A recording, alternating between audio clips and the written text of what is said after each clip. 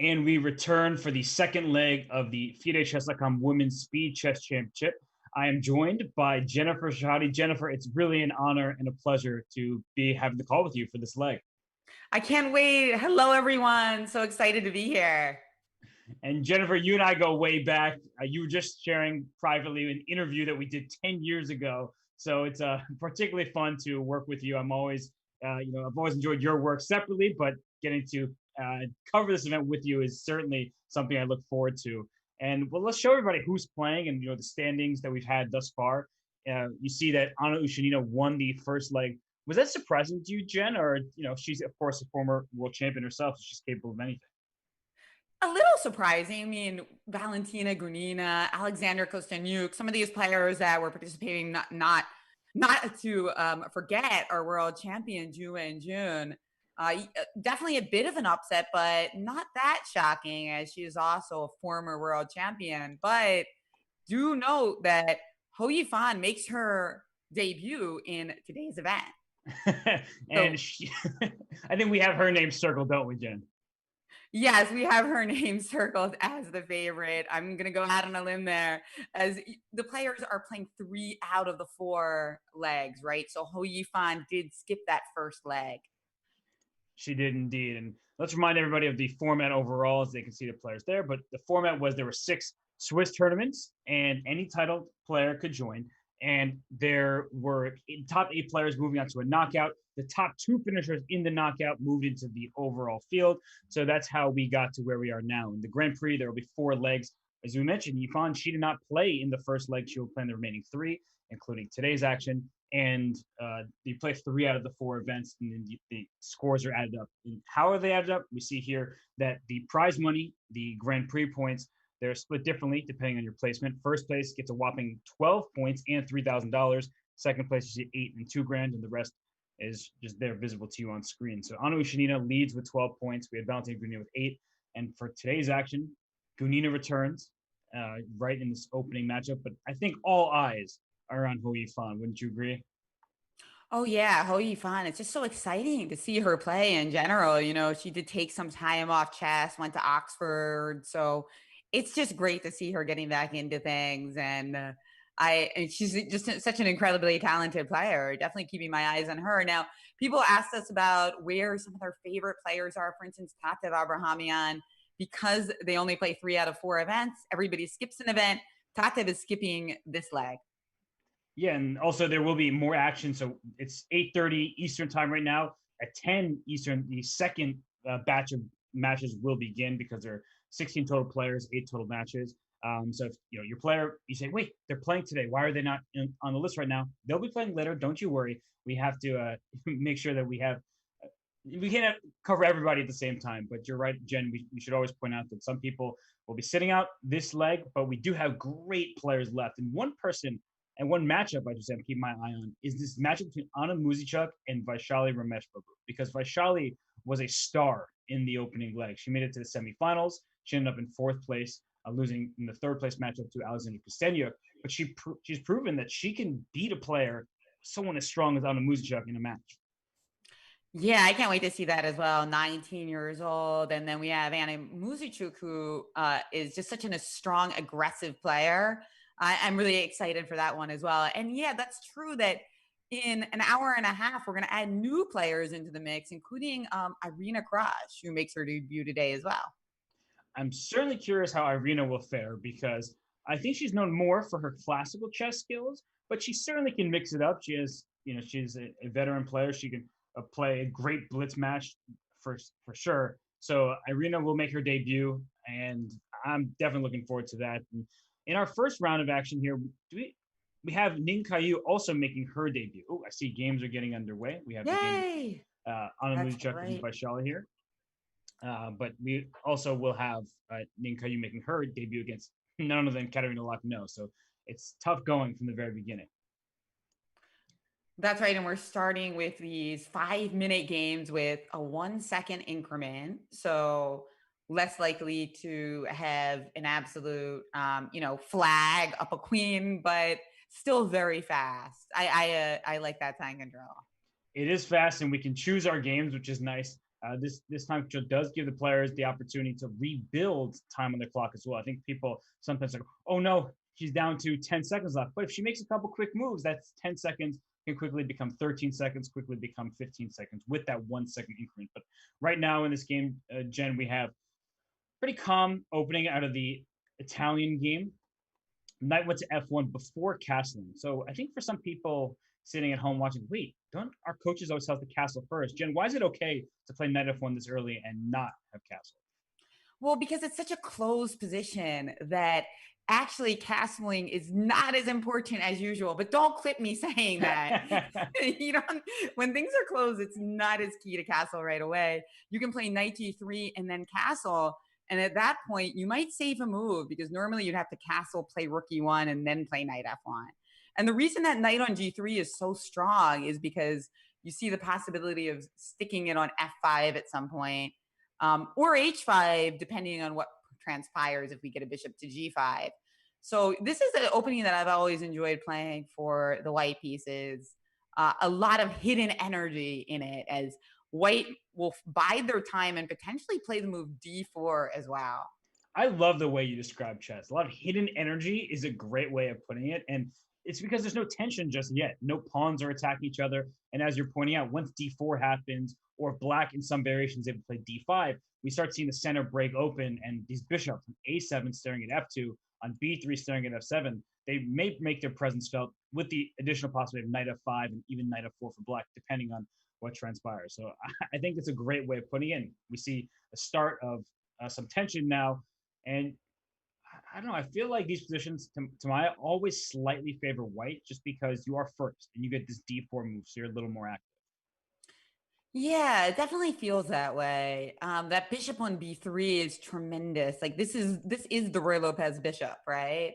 Mm-hmm. I think that normally you see it getting kicked around a little bit with knight a5, but that knight's actually on the other side of the board right now. So yeah, it's a little bit more fun for the white pieces. So did you want to stick with this game, Robert? No, let's bop around. Which game should we go to next?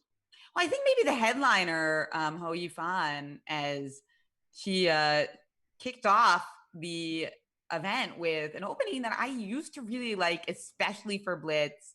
I ended up abandoning it at some point, but she played this queen takes d4 line in the Sicilian, which is such an appealing opening to play. It looks weird because you're getting your queen out early, and not for the same reasons that Magnus did yesterday. Slightly different. I don't think there was an intentional queen sacrifice for just a pawn in this game.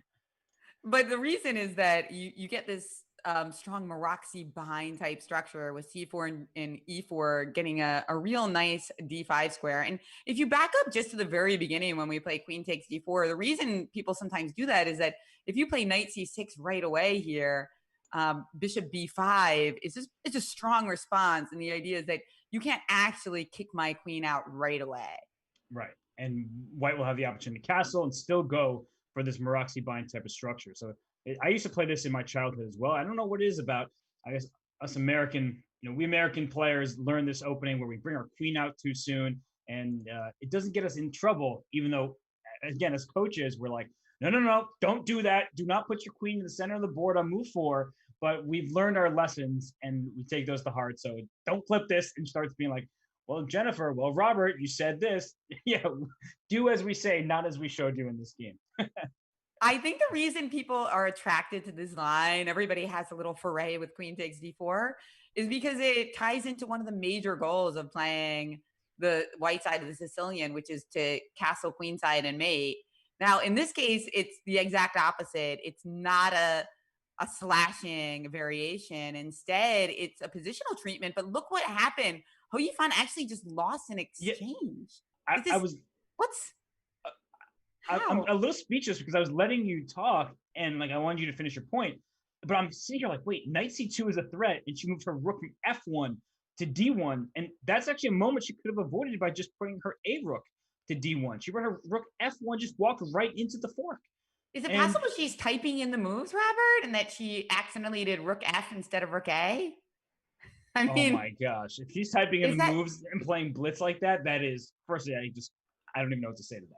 That's got to I happen. or I'm sorry because she's such a legendary player. I'm just looking for a plausible explanation. Like Ho Yifan doesn't miss knight c2 in a bullet game in her sleep, right? Right, right. Like in a dream. And I think it may go to show that she's rusty. She is one of the, I mean, she's extremely experienced, but she's the less frequent players of the bunch these days. She was studying, and she's now coming back, and it's hard to play game after game after game. And credit to Gunay Mamadzara because she lost 11-0 to Alexander Kostenyuk in the first leg, but she's coming against the strongest player in the competition, saying, "I'm not afraid of you. I'm ready for this battle." And when Yifan blunders an exchange, you probably should take it.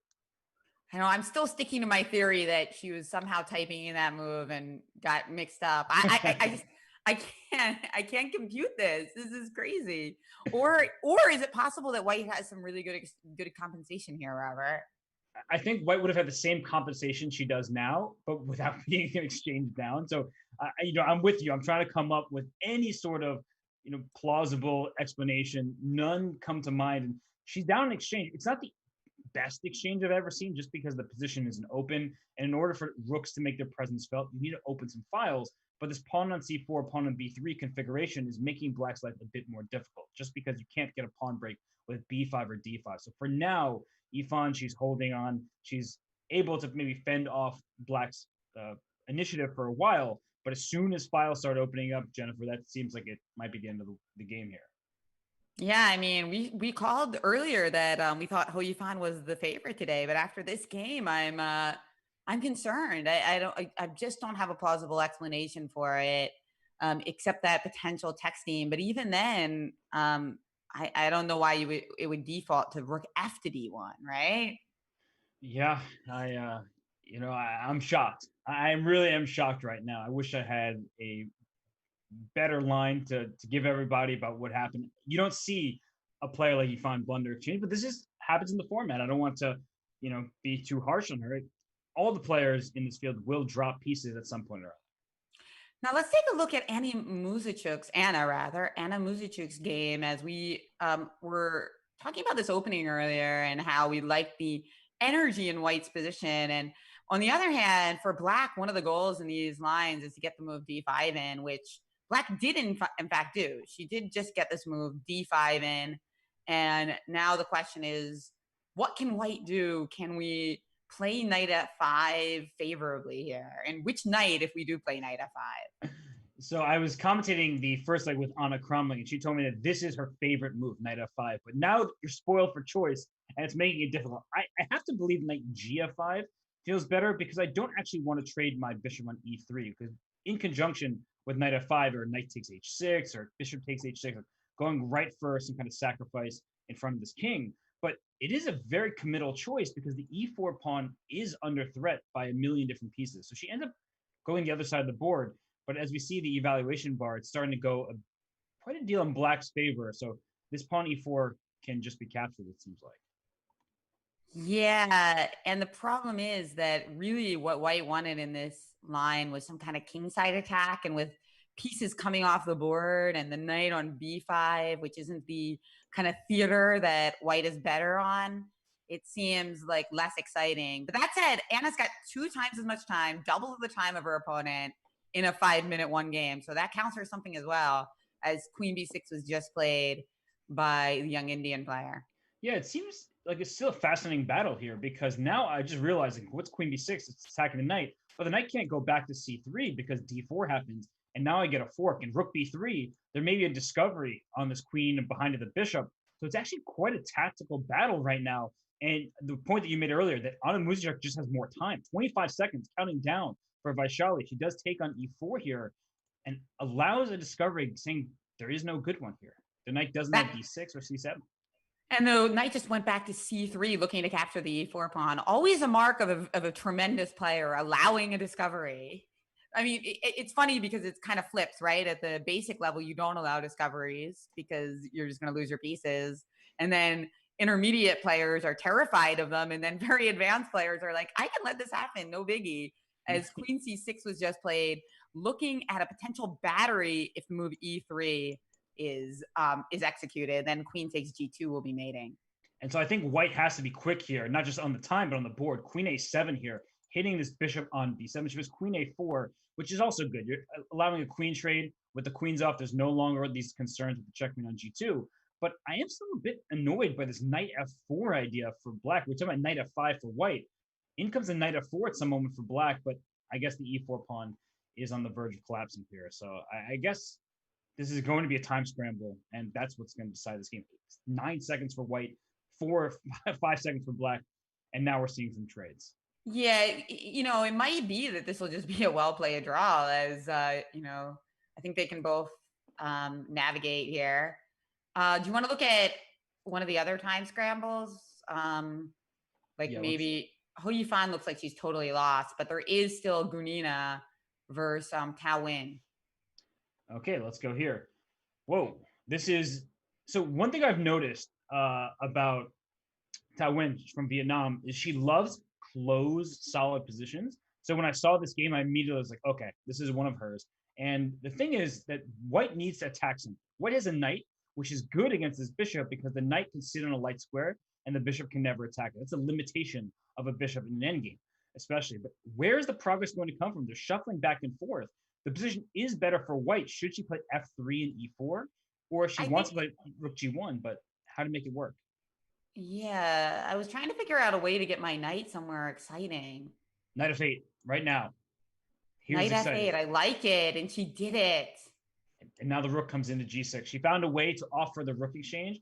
Oh, the knight, I thought the knight was trapped for a second. I forgot it was attacking e6. And now Gunina, she's mopping the pawns up, all of them. f5 falls, h6 falls, and that h5 pawns will become a queen. Well, that was a tremendous example of the power of a knight over a bishop in the endgame in certain situations, like that one where the bishop was just biting on granite, and they instantly start their next game as Vanina in 1989 off to a good start. Valentina Gunina, she's such an aggressive player. She is, and let's go to maybe the Yifan game because that one looks farthest along, at least in terms of the opening and the theory.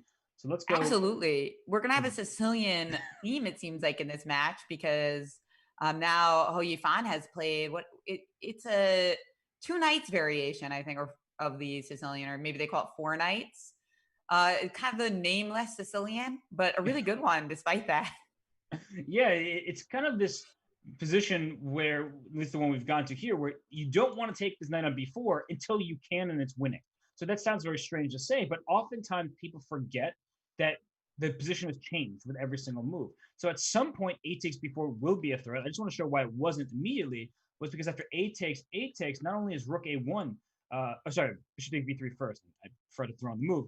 Is c takes b3, a takes b4. Not only is rook a1 a threat, but also this knight on c3 is pinned to the king on c1. So you actually get yourself into very quick trouble by opening up all the lines in front of your king, which is why you ignore the knight for now, but move like bishop to g5.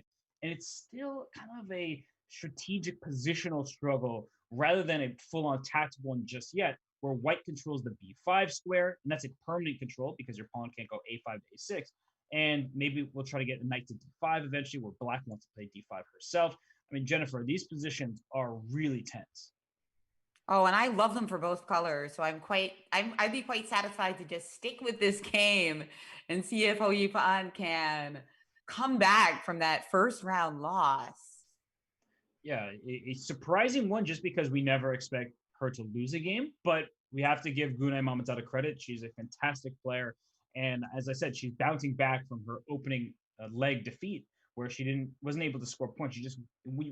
It rains, it pours, and that's what was happening. So a4 play. Look at this move.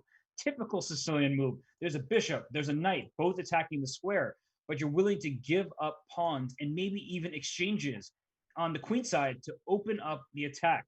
So, for example, bishop takes a4. Maybe there's a rook takes a4 because let's just show that after rook a4, knight takes a4, the bishop takes b3, and your knight's under attack. Your c2 pawn's pinned. This is the Sicilian for you, everybody. Yeah, this is why we play the Sicilian, guys. So a4, bishop a4, rook a4 looks wonderful. Knight takes a4 doesn't do any help because we just have bishop takes b3, clipping the knight in one move. Therefore, that pawn looks taboo. We probably should just, I don't know, move the knight. Ugh. No, that doesn't look fun either. Like knight A1, Oh not the gosh. dreams that that knight had waking up this morning. So So she bishop takes take A4 was played. there must be a tactic that helps white out somehow because maybe you can take on b4 coming soon. So like rook takes a4.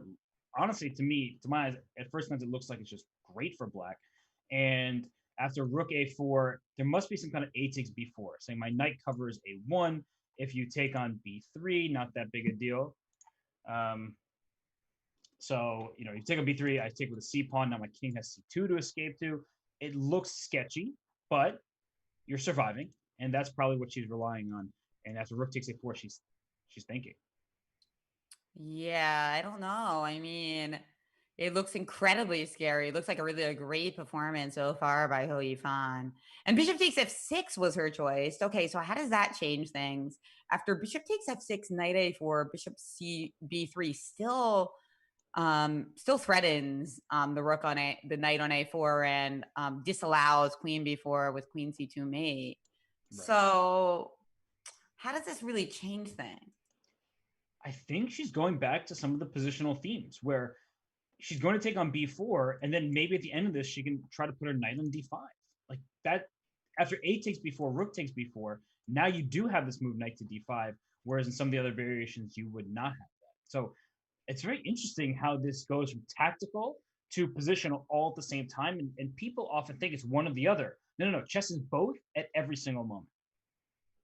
Yeah, this was yeah. Well, I love that, especially even in blitz. That's incredible. And by the way, big props as this is White's been playing fantastically to find that so quickly. Maybe it's forced, but still, you're under a lot of pressure against the second highest rated female player in history, Hou Yifan, and I'm really feeling like this is impressive showing so far. It really is. And Yvonne, she's spending her time. She is now down nearing a minute on the clock. It's a complex position where the strategic elements, I would say this d5 square, the pressure on the backward d6 pawn, will start to favor white if black cannot keep up the initiative here. So I'm actually worried that Yvonne's in some trouble. Yeah, she's thinking now. She hasn't immediately taken back on b4. In fact, she took on b3. So Ooh. now pawn takes b3, rook a1 check, king c2, and that's the problem, that actually you've allowed me this escape square on c2 with this capture. So those tripled pawns, Robert, are not nearly as bad as they look. I think they look great. So I'm a triple pawn fan. No, I'm really not. I mean, isolated triple pawns, not my favorite set of pawns, but what I love is this d5 square. And that is where this knight on c3 is going to jump. And this is typical Sicilian, bad bishop, excellent knight coming your way. Yeah, and by the way, white is up one pawn, right? So they're triple pawns, but we I'm just saying we're up one at the moment. You could play rook takes b4 though. So And rook a1 check, king c2 don't look like it leads to anything. If I'm black, I play rook takes b4.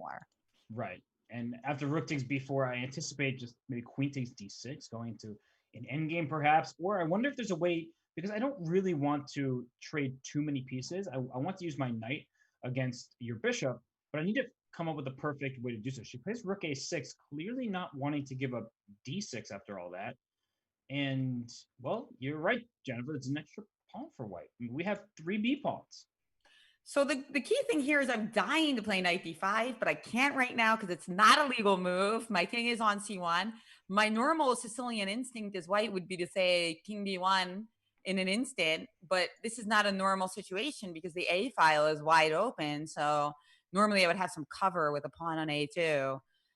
So king b1, rook to a8, threatening to come into the position, continuing to disallow knight d5 because there would be a rook a1 mate. So yeah, king b1 is what I really want to do, but it doesn't look that promising. Yeah, I'm with you here. And another idea is, well, we have three b pawns. You might as well start pushing them. Maybe b5.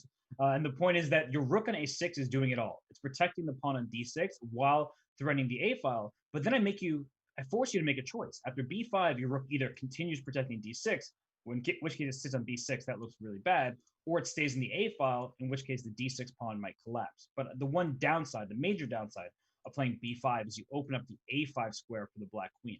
So I'm not sure. Now I'm letting Mamadzada, I'm letting her figure this out, because b5 is the type of committal move that you can regret if this queen eventually comes to a5 into the attack. So she plays king c2 instead. Just I'm going to make a king move like Jennifer suggested, but let's go up instead of to the side. Yeah, and she's keeping ahead of Hou Yifan on the clock, which is pretty impressive. Let's see. This position also, this kind of looks even harder to play for black, in my opinion. So not an easy situation. Bishop e7, that has 2 points actually. We're defending our pawn on d6, but we're also hoping maybe in some universe we could play the move d5. Like with your king pinned and I get to play d5 and bishop takes b4, I am breathing a sigh of relief that something exciting is happening in my position. Yeah, you need to do something, because if you do nothing, you're going to get rolled over. King d3. I'm not even joking, Jennifer. That's the move that she plays it. I was about to say that's the move that I would play. And that is a very impressive move. Just going straight to the center, rerouting the king to the king side. But is it good? It's impressive, but is it good? That's the essential question here, because it looked awesome, but it can backfire. And she's just taking over the light squares. Even f takes e4, I could take with my knight on e4. So she takes on f5 voluntarily. Give me the e4 square. We've changed from a Sicilian into a queen's pawn opening, kind of like a King's Indian type of position with a bishop on e7 instead, where like this d6 pawn. And we're threatening knight c5. Mm-hmm. Oh, sorry. We're threatening, we can't, well, knight c5 now, you've moved your rook away, so that's not going to work. But rook c1, it looks like white is just doing so well here, Robert. Could you get 2-0 against Hou Yifan? Look at this rook on b6. It's not a square you want that rook on. And well, how do you protect b5? I guess that's the issue. Maybe rook c5, making use of your sort of tactical idea. Should we knight back to c3, but e4, timely move, hitting the queen and opening up this king on e2. This is going to backfire. Hou Yifan does not want to go down 2-0, and now she is making some very good moves in the time scramble. Queen e6 check, king d2, bishop g5. That bishop finally has a happy day. And I think the bishop wanted to go to e3. Oh, but she brought the queen off of the d4 square, was attacking the rook. Now look at that. Oh, she traded queens. I wasn't expecting that, but it's a pure bullet scramble at this point. Yeah, I wasn't expecting that as well. And now the counting the pawns are equal, but of course, white is still saddled with those triple pawns.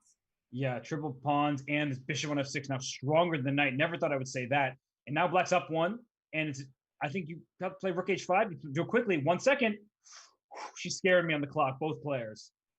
Yeah, I have no idea what's going to happen in this game still. I mean, I think a draw or a win for black, though. Yes.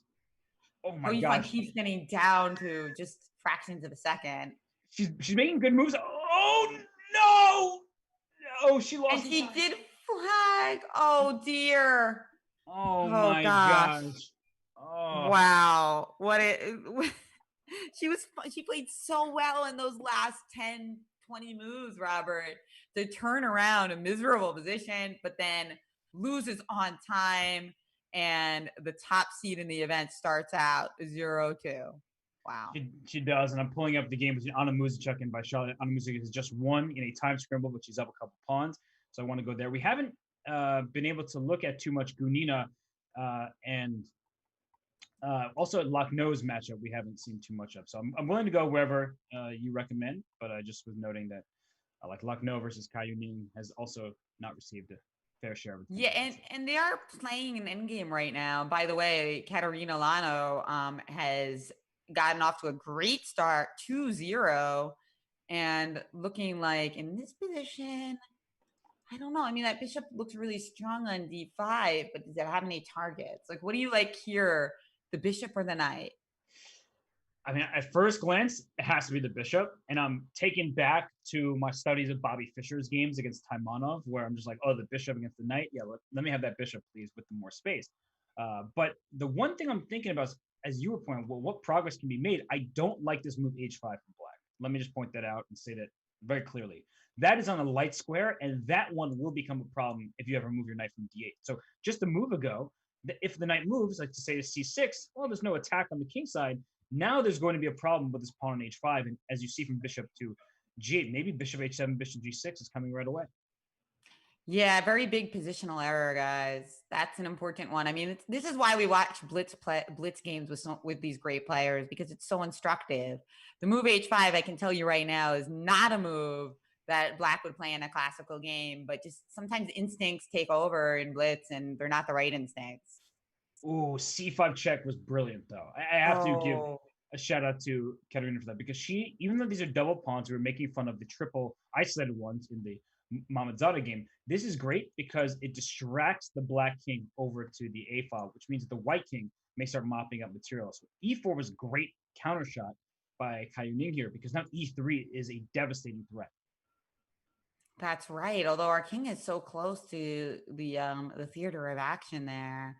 But right now, you're right. E3, typical breakthrough tactic. If we take, you're switching it up and taking the pawn on G3. Oh, but this is, I think, improperly timed because white now queens first. And once I queen, I'm going to win your knight and probably checkmate your king right away. So E3 was the right idea, but the incorrect execution. Instead of E3, she should have brought her king back to fend off this pawn, I think, or maybe move the knight to C6, something. C6, yeah. That, Knight to C6. And this shows the ineptitude of knights in defending against passed pawns, particularly rook pawns. They're known as great pieces in the attack, great pieces to trick your opponent, but they are not getting high marks for stopping A pawns for queening, Robert. they certainly are not. In fact, this king's in checkmate with queen G5 right now. It's check and mate. Wow, that pawn just promoted, stole a knight, and then delivered the checkmate very quickly. And they're already off to a new game, so it didn't even give us time to really look too deeply at it. But is there any game that we should switch our attention to now that this one is starting anew? Well, it looks like Valentina's game against wait, Valentina against Tao Nguyen is 2-0 and so we're having a lot of early huge leads, some potential blowouts here today, Robert. Although I've learned just because it starts off with a big score for one player does not mean it's going to end that way. But a player like Valentina Gunina, we said this in the first leg, and she made it all the way to the final before suffering a defeat to Anna Uchinina. Is she somebody who can beat anybody? But I also feel like she can sometimes beat herself because she's such an aggressive style where she's looking for the tactical melee where some positions that isn't required. However, I'd say that with the caveat that games like this, where it's already a queenless middle game with two rooks and two minor pieces, she's excellent at finding plans. So it's not like she's a person who can only play tactical chess. And I don't want to act that that's the case because I think that's misleading with how strong she is. She just prefers that style of play. Yes, I've had the pleasure of calling many of her games at the Karen's Cup. She was the champion in year one. And yeah, she was the most likely to be either champion or last place. She just a big divergence in her great tournaments and her bad tournaments. Yeah, we often classify those players as streaky players, and I think that's a fair assessment. Where her classical FIDE rating has taken a bit of a hit in the last year, but we know what she's capable of when she's on her A game. And chess is a very psychological game, in addition to being scientific in the sense that it's an objective game. But we do go through rough periods, and we're seeing a bishop versus knight endgame, Jennifer, where I'm looking for. I thought she was going to be king d3, king c4, and play b4 so she can have an outside pass pawn again. Yeah, maybe she was afraid. Yeah, I thought that the timing was going to work out for that. Yeah, now the knight's going to go to d6 to try to keep the king out of c4, which is really important. And if they played king d3 right away, I thought that maybe we could have stopped that. But regardless, I still like white because of these double pawns and the beautiful bishop, which we saw so devastating in Katerina Lano's game. But how can she make progress? And so g6, is she playing for f5? That's a very risky decision. It's committal on the king side. But one thing from White's perspective, how you make progress, this is too slow. b3, king c2, king b2, king a3, b4. Like if I'm trying to push b4 through, I don't think I have all day to rush my king to a square that protects it, which is especially why we were liking king d3, king c4 earlier. I mean, you could have achieved that, and now I'm wondering, there's f5 from black. So is she going to regret this decision, Jennifer, or do you think here is different than the lock no game? We're putting the pawns in light squares, okay, as the knight is really well placed in d6. I don't like f5 because if I take on f5 and then you play g takes f5, which happened, by the way. If you play G takes F5 now, I'm dreaming of another passed H pawn. The last time, yeah, last game it was A pawn, but Mhm. H pawn, same thing. I can maybe play G4 and G5 and, break through somehow. So I don't love that idea. I agree with you, and I think she played king e3 just so when g4 happens, there's no e4 check. So that actually was a really smart prophylactic move with king to e3. Just understanding that black would have liked to play e4 with the check on the king on d3, but the king's no longer there, so e4 doesn't actually work out the same way.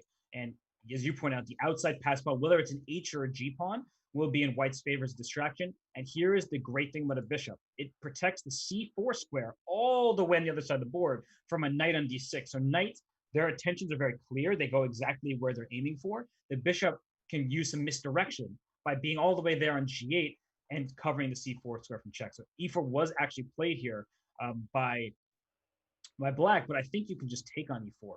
And the difference now is if f takes e4, there's no response with the check. If you take on g4, my king comes into f4, hitting the pawn and threatening e5 check at the same time. It feels like white is just a little bit ahead here. Yeah, and what about bishop h7 in this particular position? So she took with a knight, and then pawn takes with the idea that if king takes, bishop h7 check would have just won.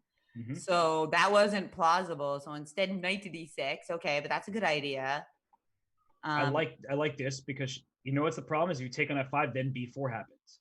So that actually is really sneaky. It looks like knight takes f5, steals a pawn, but there are going to be lines where I just play b4 and then rush my a pawn through. It's not about the quantity of pawns in an endgame; it's about the quality of them. And so, with the potential to play b4 and blast open my a pawn and let that run free, that's why black did not take on f5 here. And what endgame lessons we're getting today. A real master class in the power of these outside pawns in especially against the weak knight, as b3 instead was played, but b4 is always going to be a thing that you have to worry about. Yes, and I have to note that the match clock is done for the 5 minute portions of this will be the final game of the 5+1. And I just saw another game canceled because of that. They finished their game, start a new one. But this will be the final game of the longest time control. So we're looking at this game here. Jennifer, I'm waiting to see when b4 will be possible for white. It feels like next move. Now that my king's on d3, closer to what will be a pass pawn for black once I play b4.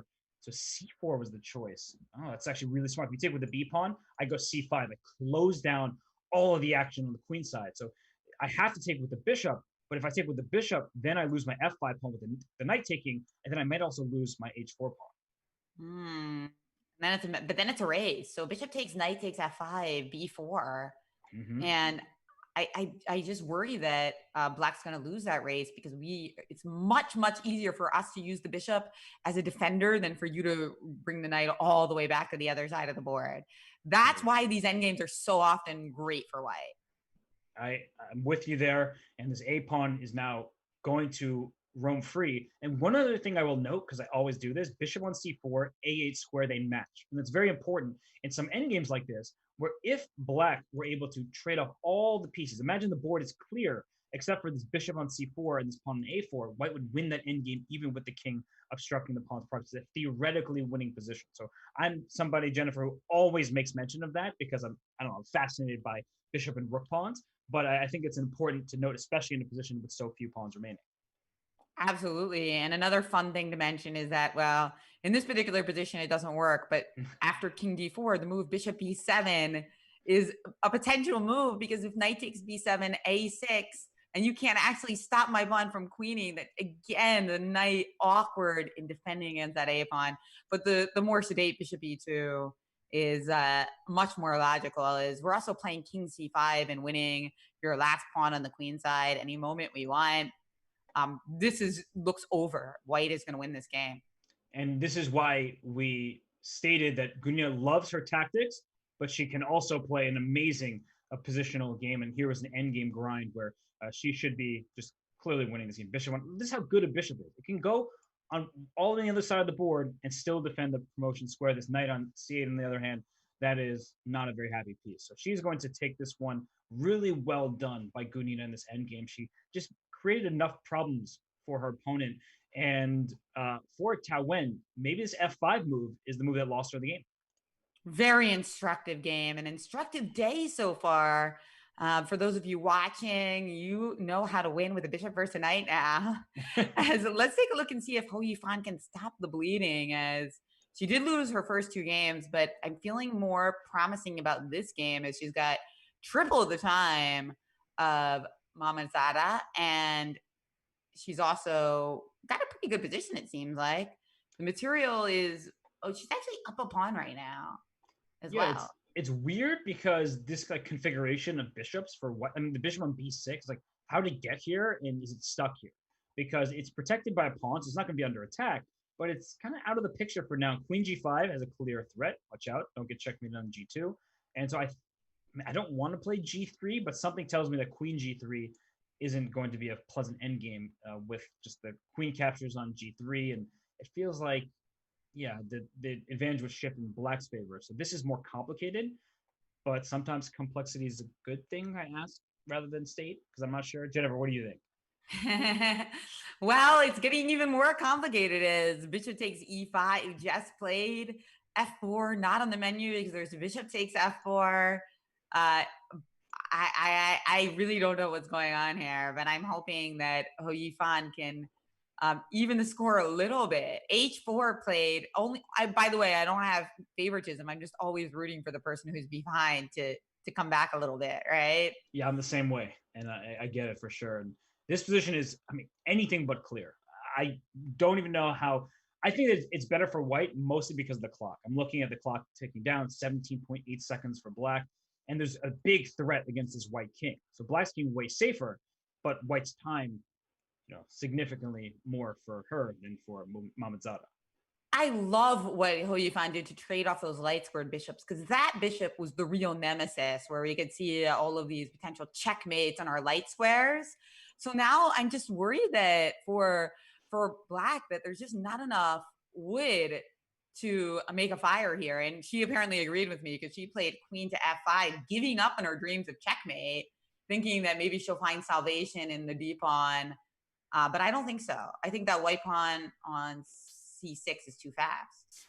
It looks to be so. It's a d3. Our pawns are in equal squares, at least equally far or close to the promotion square. d2 was a big threat. She ships her rook over. But now I love the bishop on b6. I didn't like it before because it was out of the picture. Now a4, a5. And once again, we have this protected bishop and it's protecting the pawn that's protecting it.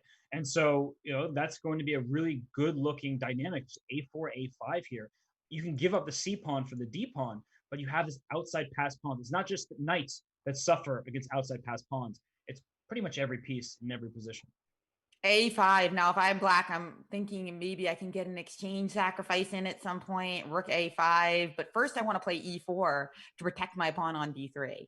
Yes. And the time is ticking for Yifan. She's down under 40 seconds. She plays Rook A1, which I think is a very good move because now there are times you can take on C7, try to play A6, A7. She does that. Okay. Ooh, because if Rook C6, A7, unstoppable queen. Same idea here. Rook C6, A7, Rook B8 coming with a thud. But what about Rook B7, Rook C6, C7, A7? Then you have Rook C8 saving the day. Yeah, and there's also D2 ideas where black use that pawn as a decoy. So now finally, Yifan has brought her king closer. I actually love the move Rook B6. That was a really smart one, protecting both your pawns and then bringing your king to stop your enemy pawns. And this pawn F5, Jennifer, that's going to be a big problem for black. You may say at first glance, who cares about this pawn F5? But black wants to play king E6, king D6, and she chose to play F4, I guess, understanding that the endgame is going to be difficult regardless. But there would have been a timely Rook A5 to win this pawn on F5, and then the whole pawn chain would have collapsed. Rook B7, though, I like this move, taking advantage of the moment. Now, Rook C8 is compelled because we were going to play Rook B8. Rook takes F7 check. The king is coming into G4. Rook G7, King F3. I don't know who I'm more worried for because the time situation is equally bad. 5 seconds for white. I'm more worried for Ho Yifan now because she's shown maybe her connection is not quite as strong as Gunez because she flagged in that position. Remember a couple games ago? She did, yes. And I mean, but by position, I'm not sure who. I think I prefer white because I like the A7 pawn. And now take on I almost blundered a rook. Oh no, you could take on E4. I blundered a rook, but you could actually get away with it because you'd F3 check afterwards. So rook, she does it, and she finds it. I blundered into a great idea. But she's losing on time, guys. Oh no, Oh, don't do it again. oh my, she Don't. barely got the move off. She She barely got that barely is move. making these moves in time. Oh my gosh, E6, and now she's 2 passed pawns. Come on, you can do it. Don't flag this time. King D2, rook E6, impossible because we queen.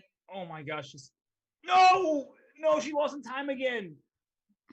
Oh, She's got it. Robert, she just can't get down to 1 second. She can't play on the increment because she's not fast enough. I mean, I'm sure she's technically fast enough, but somehow her lag or something is too high to get down to those 1 second increments. That and rook takes E4 was like I blundered into. I thought it was just hanging for free. It ended up being a brilliancy because even though you're not taking a pawn for free, you're giving up your rook in the process. She did this so well, and she found this with no time on her clock. And there went the E pawn. And in the final position, she just goes E7, hits this rook on D8, so the rook has to move, and then you go rook F8, and you're queening your pawn. She was winning. Unfortunately for her, her connection is a struggle. So Jennifer and I will take a brief break. When we return, we will be back with the 3+1 second time control of the SpeedChess.com Women's Speed Chess Championship Grand Prix. Stay where you are, everybody. We'll be back shortly.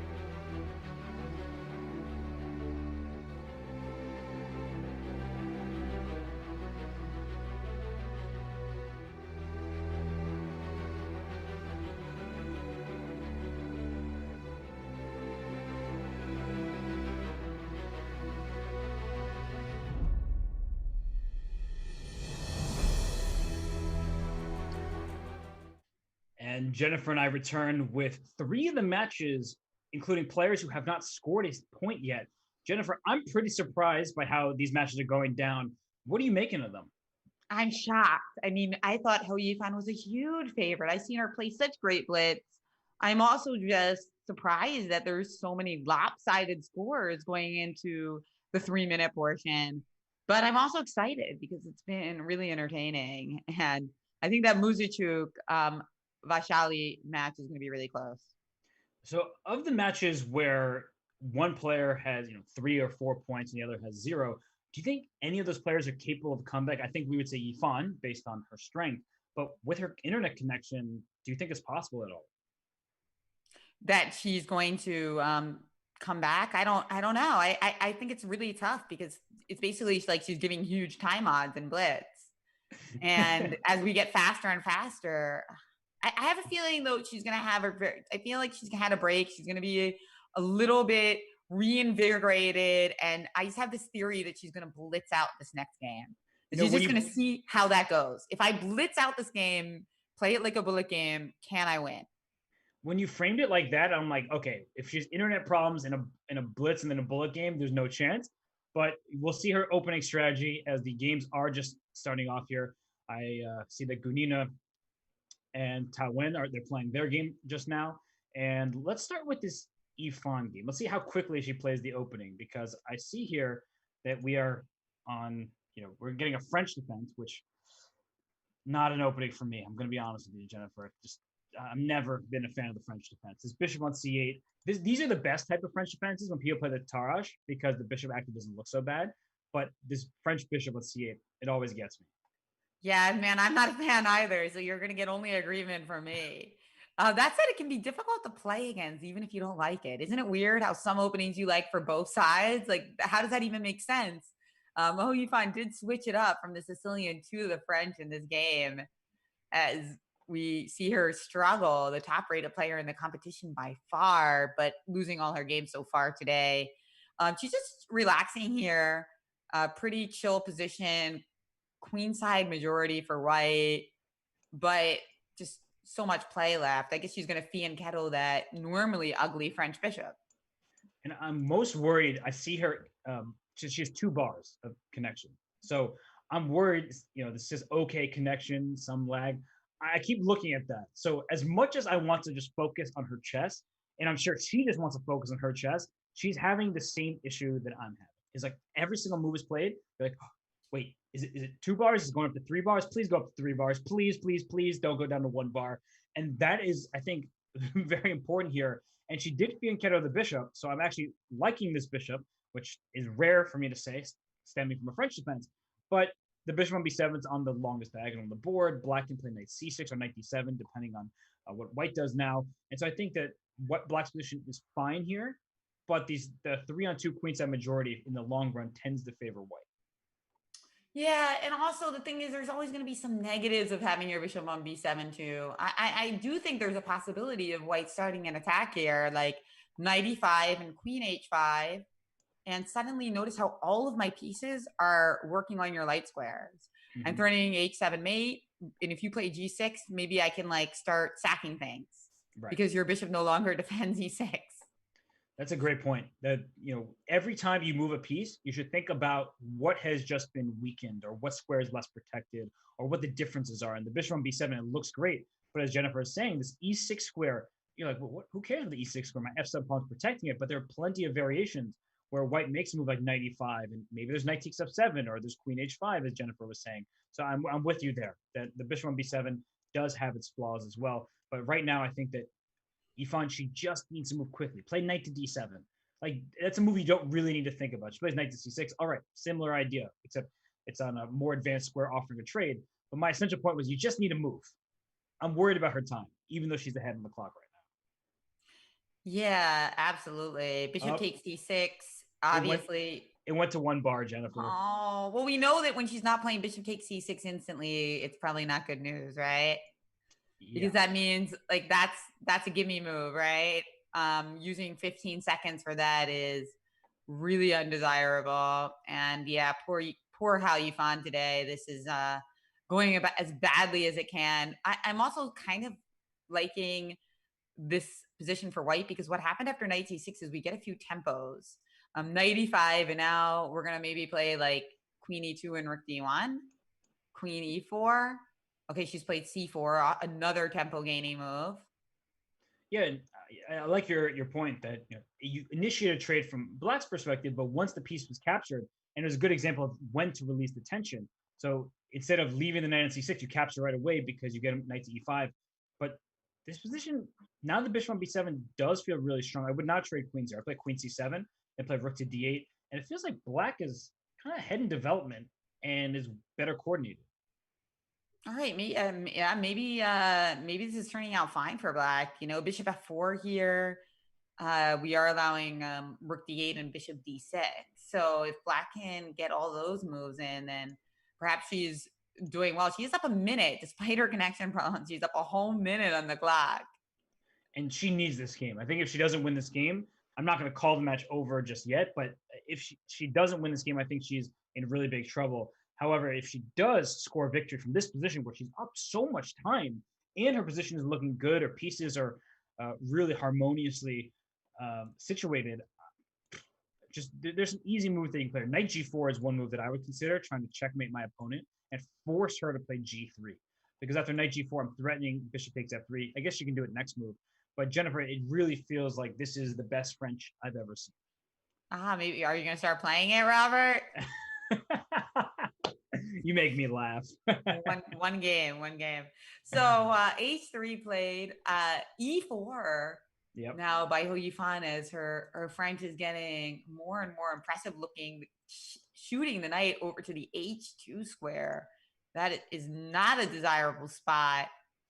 How does Hou Yifan continue her attack? I kind of want to get my queen into the game, like queen e5, bishop d6. Yeah. Or maybe bishop d6 right away. I don't know. Yeah, I think the one concern that you have to have from the Black side of this position is that if you kind of just make normal moves, but that don't actually make inroads, that white will play knight g4 and trade knights and then get out of this. So h5 was designed to actually play in her opponent's time trouble. No, whichever queen g3 idea is now. That's what I'm looking at. Or e3 followed by queen g3. That's why the move bishop e3 was quickly played by Hune, who now only has 6 seconds left on the clock. I think this might be the one that Hou Yifan gets it done, guys. Bishop c8, beautiful move. Switching back the bishop after the pawn on e4 blocked it. That's actually really instructive, and it goes to show that these players, they understand where their pieces can improve. And this move b3 protects c4, but I'm looking at a3. At some moment, the a3 pawn will be under attack. Queen a5 will hit d2 and a3, for instance. So I don't like just ceding complete control over the d file, which you just did, but I'm looking at some kind of queen side play as in addition to the king side play. Queen g5 now, king h1, knight h5, compelling you to take that. You didn't want to get that knight into g3. Queen d4 now, though, quickly played, and that's a good move. It's a nice looking queen on d4, super centralized. Yeah, and she's trying to encourage Yifan to commit to move like f5, which you don't want to do when you have a bishop and no way to cover the dark squares. Because when I play f5, I'm like, wait, what if a knight gets to f4 to e5? That's a very long journey for the knight. So you just kind of have to play, especially when your internet connection is not so stable. Bishop takes h3 will allow her to, oh, it doesn't. After bishop h3, there was queen takes e4 intermediate move. But I was like, looking at, wait, if I need to bail out, how can I do that? Okay, rook d8. She's playing this very well, actually. Rook d3. Yeah, this is a great game so far. Rook d3, nice anchor square there for the rook, allowing us to take that pawn on e3. Knight c4 played, but rook e2. Oh, nice. Knight d6 now. What do we do? I want to play e3, bishop d5, but I know that e3 could be considered a little slow. E3, e3 now. Go bishop d5. Okay, she found the right way to do this. Bishop takes g2 check. Please don't lose on time. Knight e7 check. She lost internet connection. No, don't do it. No. Oh, she got it off with 0.9 seconds. No, stop. Oh, God. She's got to win this one. It's rook takes g2 check. Okay, Jennifer, she lost connection. She regained connection and made the move with 0.9 seconds remaining. That was unbelievable. She did it. She did it. She won her first game of this match. I'm going back to that game because she made bishop takes g2 check with 0.9 seconds on her clock. Oh my Amazing, gosh. amazing. She was probably just like smashing it, like smashing the square, trying to get that moving. Oh my Ah, God. gosh. But how frustrating this is to play chess like this for her. It's not easy. It's not easy to play against your own clock, right? Right. But shout out, she got it done, and she stayed ahead on time the whole game and played fantastically too. Yeah. And so, oh my gosh, start a new game. And I guess the that was crazy. That was crazy. So let's go to maybe some other games between some of these other players. We do have three other matches going on. Should we go to the Vaishali versus Anna Muzichuk game? Because Yes, because Vashali evened the score in the first 3 minute game. So now it's a 2-2 match with another one of these, I think, of Joko Pianos, the same game that we looked at from earlier in this match, with Black trying to play the move D5, and she's just done it. yeah, so D5, it's one of the, we were talking earlier, like will white get D4, will black get D5. The problem with D5, not that it's a bad move, is the C5 square is now white's not for the taking just yet, but eventually will be. So we mentioned this earlier, right, Jennifer? Every single move that's played, you have to think about the consequence of that move. For instance, Queen E7 no longer defends the D5 pawn as well, but it puts more protection on the E5 square. So every single move, you should always be questioning the purpose of the move and what the piece was doing before it landed on its new square. So I do think that if white could play bishop e3 and trade the bishops, he'd be happy. But black is not just going to voluntarily give you the c5 square and will probably play d4. Yeah, yeah. I thought Bishop E3 was going to be played trying to seize that C5 square, but instead a different approach by Anna, just Rook D1, staying way ahead on the clock. Big, uh, big moment here, I think, for Vaishali. I think a lot of people in chess, they tend to release the tension too quickly with moves like D takes E4. But in this position, Black does seem like they've kind of maximized their forces. So maybe it's a good moment to do it. No, she played knight H5 instead, looking to get the F4 square. Yeah, and the rook on e6 can also swing to g6. So I think our mind is we're both in the same place here. With maybe there's some potential for a kingside initiative, and this bishop on a7 still sneakily staring at this f2 pawn. And so you make a great point about this capture on e4. Same with the capture on d5. Like capturing on d5 would have been not ideal when the knight was on f6 trying to recapture d5. But maybe now the knight's all the way on h5. It could be the time to take on d5. I'm not advocating for it necessarily, but it just goes to show you when tension exists, you should always consider the capture. You should not necessarily always actually make the capture. C4, I saw the evaluation bar drop, which leads me to believe that something is going really wrong for white. And I'm not sure what it is because that looked like a pretty normal move to me. C4, yeah. Why is C4 so bad? Good question. I'm looking at the Um, B4 pawn. That's one thing that now is under attack twice and only defended by the bishop on D2. right, but you have to resolve the center first. So maybe pawn takes e4 first, followed by b4, because pawn takes c4 allows me that extra option of queen takes c4 defending b4. Right.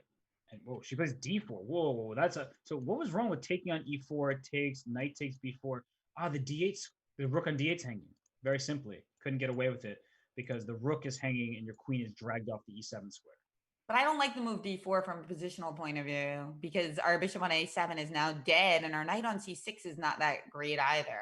It did hop to b4, but I think we can just play queen b1, and it actually feels like that knight is going to be a tactical target because I'm threatening things like knight takes d4, winning a pawn because I'm playing bishop takes b4 next. Yeah, I mean, I'm totally with you here. And actually, now that I'm reflecting, and this is why actually having the evaluation bar is very tricky for people who are watching. Like, wait, oh, black was winning there. I think what was probably good, and I only am thinking about this now because I saw what the eval bar said, was some kind of rook f6 threatening rook takes f3, like something like that was probably what was good when the bishop was open on the diagonal. Now the bishop is closed. These ideas are still in play, but they're not as significant. So I actually really think that that was the case here. B6 closing off this bishop, then knight takes c5 is tactically just very strong for white. So I think after b6, black may even sacrifice his bishop on b6 because if you play bishop b8, knight takes c5 here, you're just down the pawn. Yeah, and it just looks so beautiful for white because we're also going to prepare c5 and c6 in some day. And this happened, by the way. Knight takes c5. And instead of taking with the bishop, actually, she just took with the queen, thinking the end game is just going to be totally dominant. So queen c6. But yeah, it looks like Anna is very likely to win this game. Can Vishali in some way try to mix it up? So hard to do, but I rook g6, queen e6, just go for something weird. Right? That's your only shot and she did play rook g6. Yep. And I would play knight h4. Great move by Anna because Mm-hmm. I was anticipating the same thing that you were suggesting, but it kicks the rook off the g file. And we talk about how strong knights are on f5. And I would also play c5 because if black could have put her bishop on c5 before that pawn got there was a possibility that white would not have been able to make progress. That's the thing is you're up a pawn, you think, oh, I should just be winning. But no, if you can't push your pawns anywhere and there's all 8 pawns remaining for white, where are you actually making the progress? So we'll see white try to play on both sides of the board, at least I think, from this position here. Queen Okay. a4 played, knight g7, just trading off the queens. But how do we get? It's kind of like this knight on h4 needs to reroute itself to b4. Like that would be a great square because then we'd be looking at playing c6, and we'd also be looking at playing knight d5. So it doesn't take that many moves. Knight f3, knight e1, knight c2, knight b4. That's what I want to do. I like that. I also like playing f4 now that at some point now that black's been f5 because if I can take the d4 pawn with my rook, then my rook gets to d7. So f4 kind of undermines the black center. And I think she'll play f4 now, is my guess. There it is. Yeah, your idea was really good. I actually like the idea of rerouting the knight. And wait, the white king is kind of in some danger now that I'm thinking about it.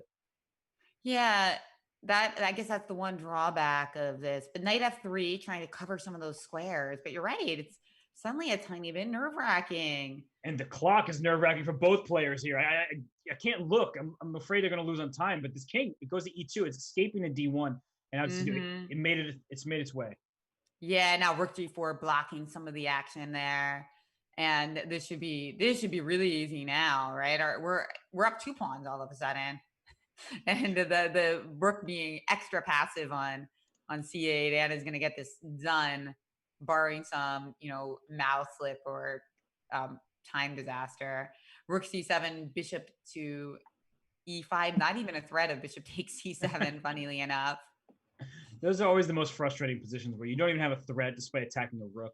And bishop c7 can win at any moment. She instead brings her king in. Rook takes d6 would Yes, win, and then bishop c7 still. She bishop plays it now. c7 anyway. Bishop And d6 check, and she's gonna take the rook.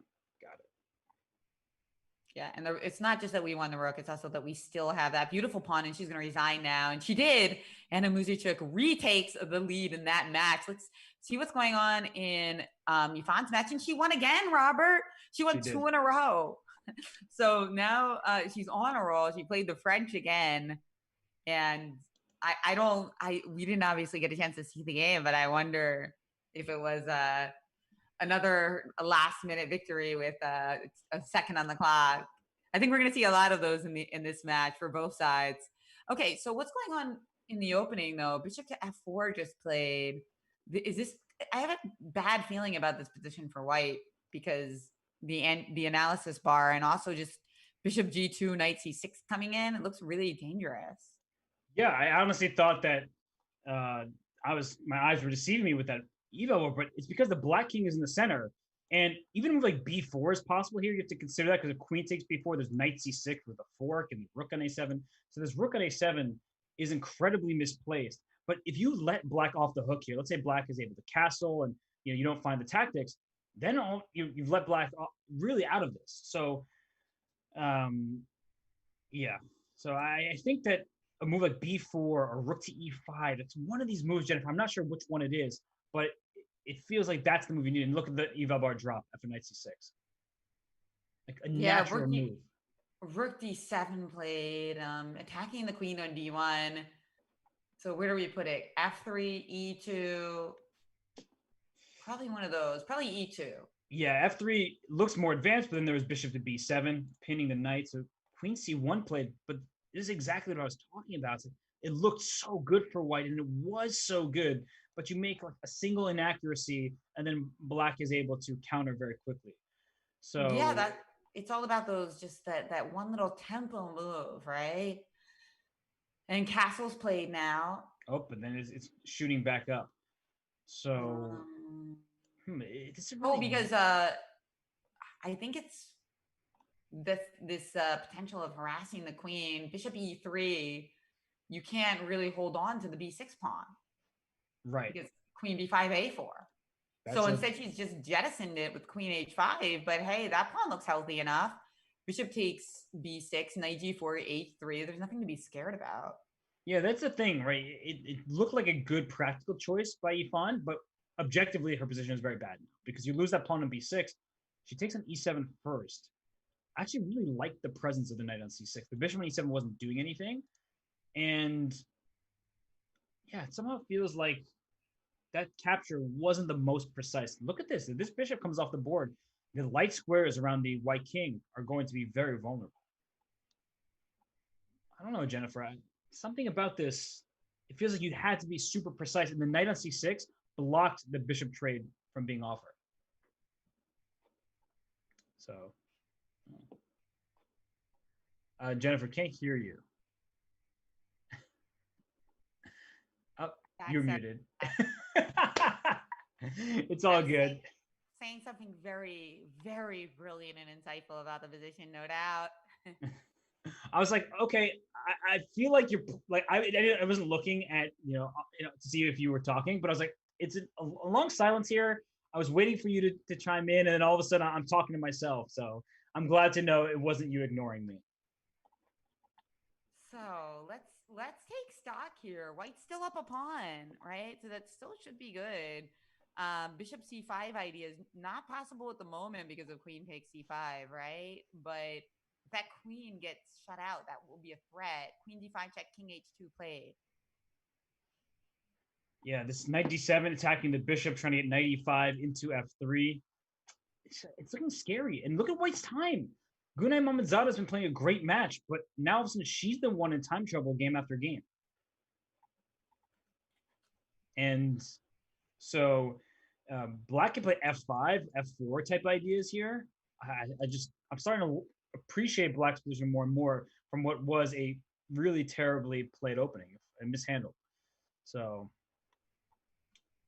and all right, now Yifan is thinking, and she plays knight f6. Didn't like that move. She had to play aggressively because she's down a pawn.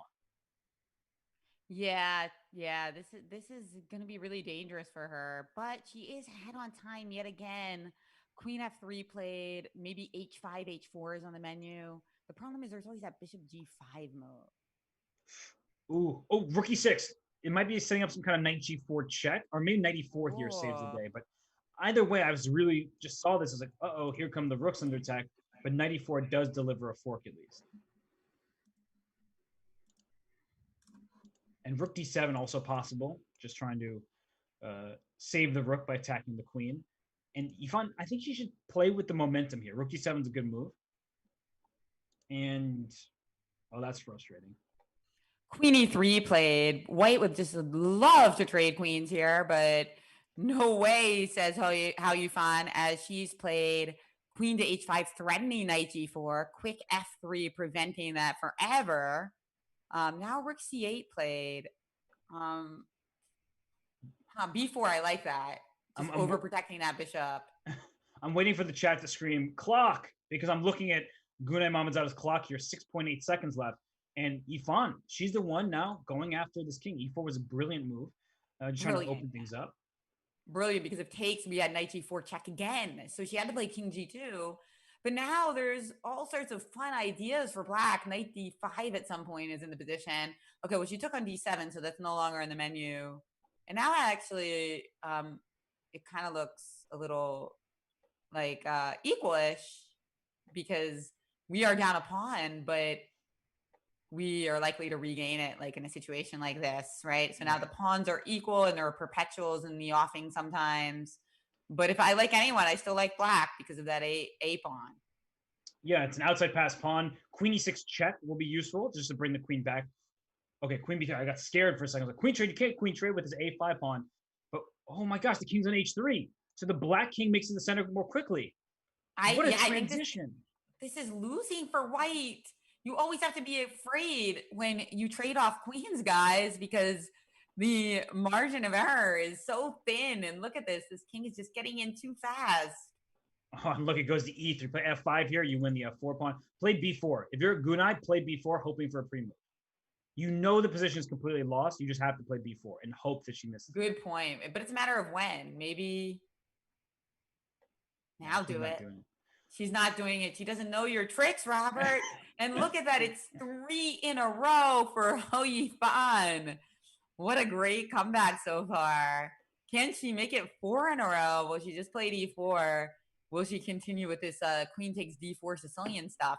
By the way, I did peek on the game, Robert, the last one that she won with white, and she did not get a good position. She won the game, but her opening wasn't good. So she decided to switch it up slightly. Similar concept, though, getting this Maroxy position, but she doesn't have to take with the queen here. She could take with a knight.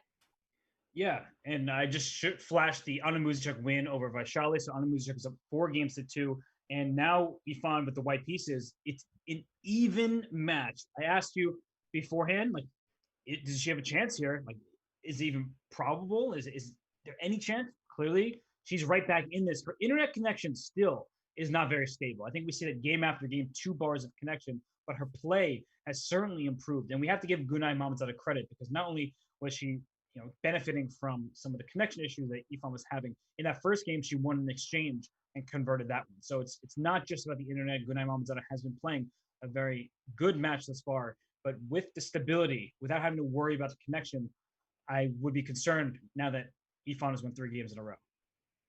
Yeah, somebody in chat said she reset her connection. Not too bad. Perhaps she has won 3 in a row. The first one, she's still in some time issues, but I always found these positions very difficult to play for black, where white kind of gets this nice space advantage. But I feel like it's good that we're trading off a pair of pieces here for black. It makes it a little bit easier to navigate the position. Yeah, it's when you have less space, trading pieces actually is helpful for you because your pieces are competing for the same squares. So here's a good example: it's a knight on d7 and then e5. They may be competing for the same e5 square. So if you could trade off this knight on e5 for this knight on c3, then you're having more space for your remaining knight. And the white is not having the same problem because look at this Maroxy bind. We've seen this many times today. The pawns are great here, stopping black from breaking in the center or on b5. This knight can come to d5 at some moment. If you play e6, your d6 pawn becomes weaker. So I always have preferred these positions from white's perspective, just because it's easier to play. And anytime black touches a pawn, if you touch the e pawn, the d pawn is weak. If you touch another pawn, like, you're creating problems in your position. So knight c6 was eventually chosen by Gunai. What do you think about this one, Jennifer? Yeah, I totally agree that it's very difficult because it's a position where you just kind of have to wait back and see what white is going to do. And so it's uncomfortable to play for the black side. It just occurred to me, like, if somebody was playing this in hand and brain and they said pawn, like, what would you even do? It's a great question. Maybe you'd have to play like h6 or something. Oh, maybe b6. I don't know. It's a tough a5. I don't know. They're all bad. They all create weaknesses, right? Like, you're right. Every pawn move that you make, it has a huge disadvantage. Whereas white can play for a4, b4, f4, and maybe they'll overextend themselves, but they're not immediately losing because of it. Knight d5, though, is often the idea here. Thinking that if you play e6, you created a weakness for yourself and we're okay losing that tempo. Mm-hmm. And this is a position where oftentimes an individual tempo isn't so important. It can be if black is able to play e6 and d5 and then break the position open. But typically, because white has such firm control over pretty much all the squares on the board, that you aren't so concerned, like, oh, does h6 happen where my bishop is under attack? It's not the biggest deal in the world. I will say that I find the best way for white to play this is often to do quote unquote nothing. That sounds weird to say out loud. But if you just kind of move back and forth and you wait for your opponent to start playing ambitiously with a move like b5, for instance, often backfires. So you have to time things correctly. But if you play f4, g4, things like that, you were kind of hinting at this, Jennifer, white can overextend.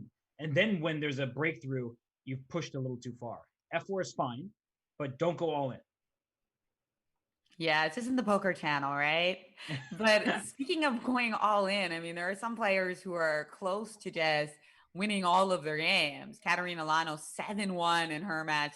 Valentina Gunina 6-1 in her match. So some tremendous performances. And it turns out that this is going to be the close one, Robert. Yeah, this one and perhaps Muzichuk versus Vaishali, depending on what happens in this game and the next few. But it seems like Lucknow and Gunina they've locked up their first matchup in this round of 16. So credit to both of them. Gunina, who lost the final to Ushanina, and Lucknow, who lost to Ushanina in the quarterfinal.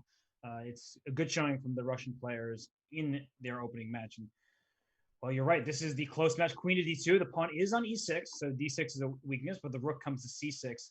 Oh gosh, e5, another issue. The knight on d7 is not protected. Yeah, that looks like a great move. But wait, okay. I'm trying to see if I have some tactics here with like takes on e5 and takes on f4, but they didn't quite work. I was trying to make them work. So instead, the passive move, but perhaps necessary, bishop f8 was played. And I think you just bring the next piece into the action. Knight to e4, pile up on this d6 pawn. It's just a lost cause at this point. And it just reminded everybody that you couldn't take on e5 because the knight on d7 was hanging. Jennifer made a great point that sometimes you can take on f4, but the problem here is the rook already protects his knight on c3, so you're not actually winning any material down here. But that's a tactic you always have to be alert for. Knight e4, queen d8, and here comes just, I mean, what do I take with on d6? The knight, I think that makes sense.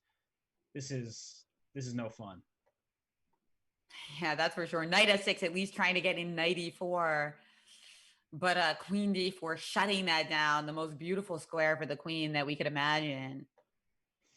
And it can't be, that's the thing about the queen on d4. What's so nice about it is it just can't be attacked, right? You just don't have the right pieces for it. And now even playing like bishop d2 to c3 creates another potential avenue of victory for white. Yeah, this d6 pawn is a pass pawn and one that's going to be a thorn in black's side for the rest of the game. But it's not the, queen takes h6. The queen is attacking f7 and h6 at the same time. Rook f5 only covered one. Here comes bishop b4 with the mating threats on g7 and h8. I think you can just probably take on e5 and be up 2 pawns, but maybe there's something a little more precise. But I think that c5, she plays that right away. Oh, this is. I like c5. And rook e1 is coming, and you just can't defend this position. Rook h5 tried, but queen f4, knight d7, and rook f1 threatening queen takes f7, mate in one. Forcing queen f8, but now we can also play rook e7, just pile up on that f7 pawn. It's not fun if you have to play rook to h7, that's for sure. Queen h4 threatening queen h8 mate.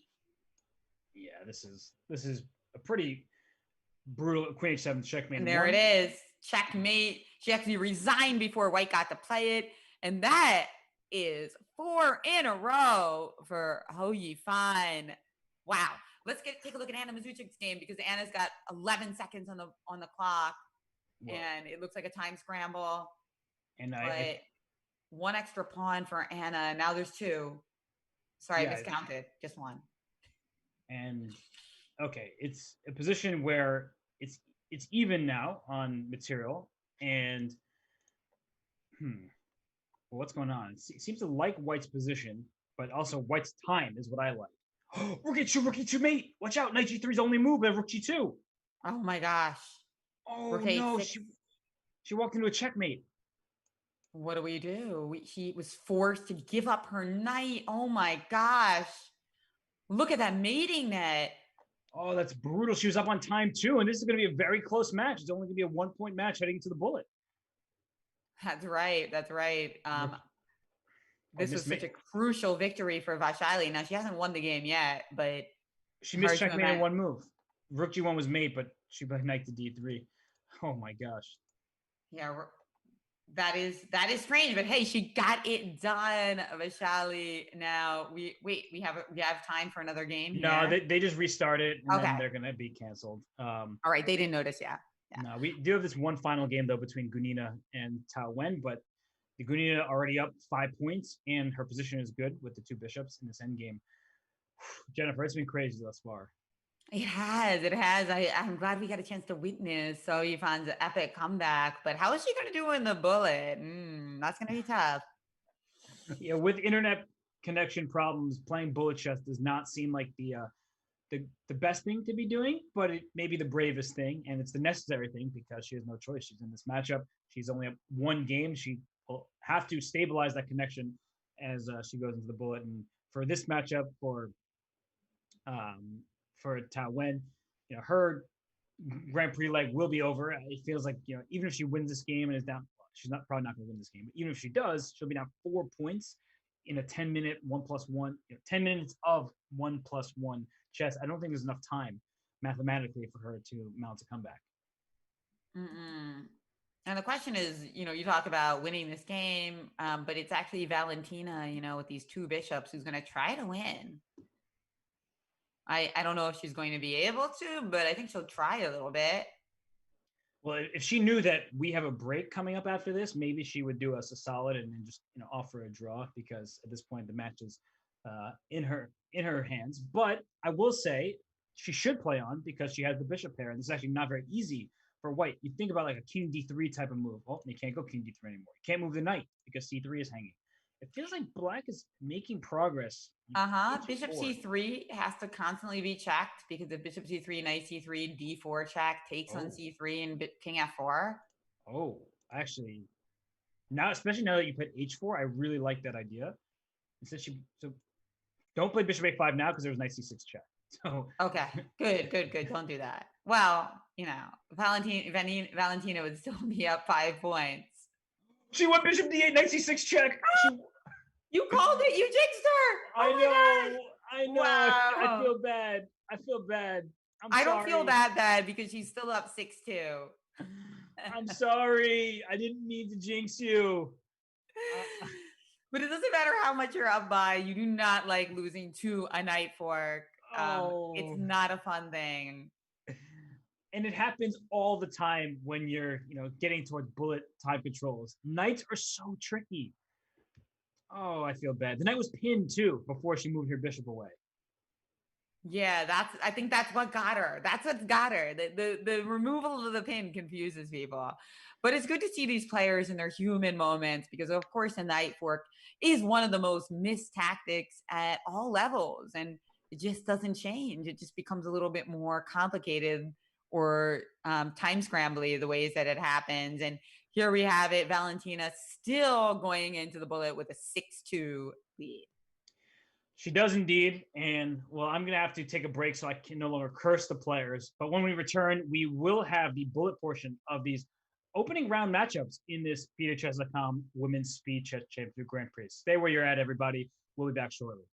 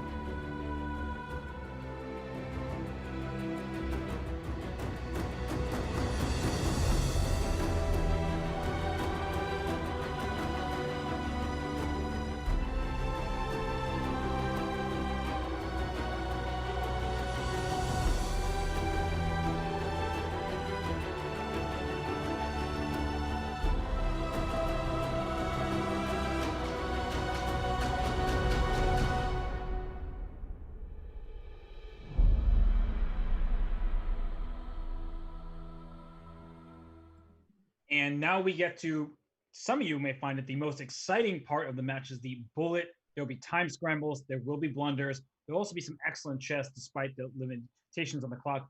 Jennifer, we have two matches that are probably decided 8-1 in Katerina Lochno's favor. Well, that one's certainly decided. And Valentina Gunina probably also, that's going to be a Gunina win there. But two matches that are 4-3. So let's talk about those two. Anna Muzichuk, Oyifan up one game apiece. Do you think that they're going to win these matches, or do you think Vaishali and Mamadzada will strike back? I think they both have a good chance. Mamizada simply because of the time issue in the bullet. And let's just get right into that match and see how Ho Yifan fares in the bullet.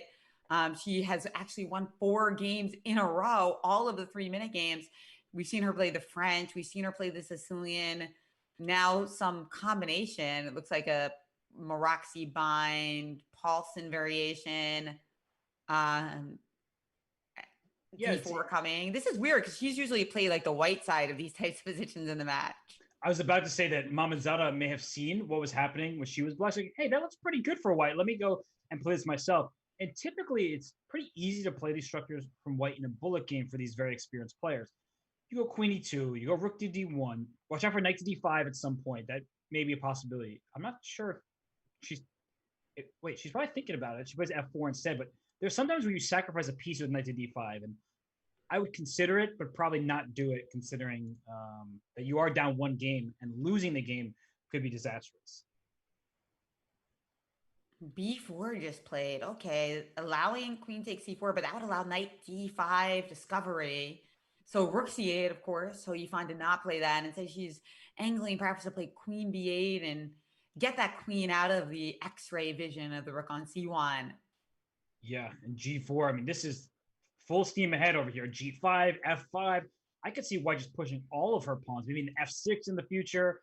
She's going right for the attack. Queen takes c4, you know, is a consideration, but you also know that knight d5 is crazy tactics, and you will likely have to give up your queen for some of the pieces. And sometimes that works out for black, but most of the time it doesn't. Yeah, it has to be carefully calculated, and bullet and carefully calculated don't go together. No, they certainly do not. Knight back to, to g7.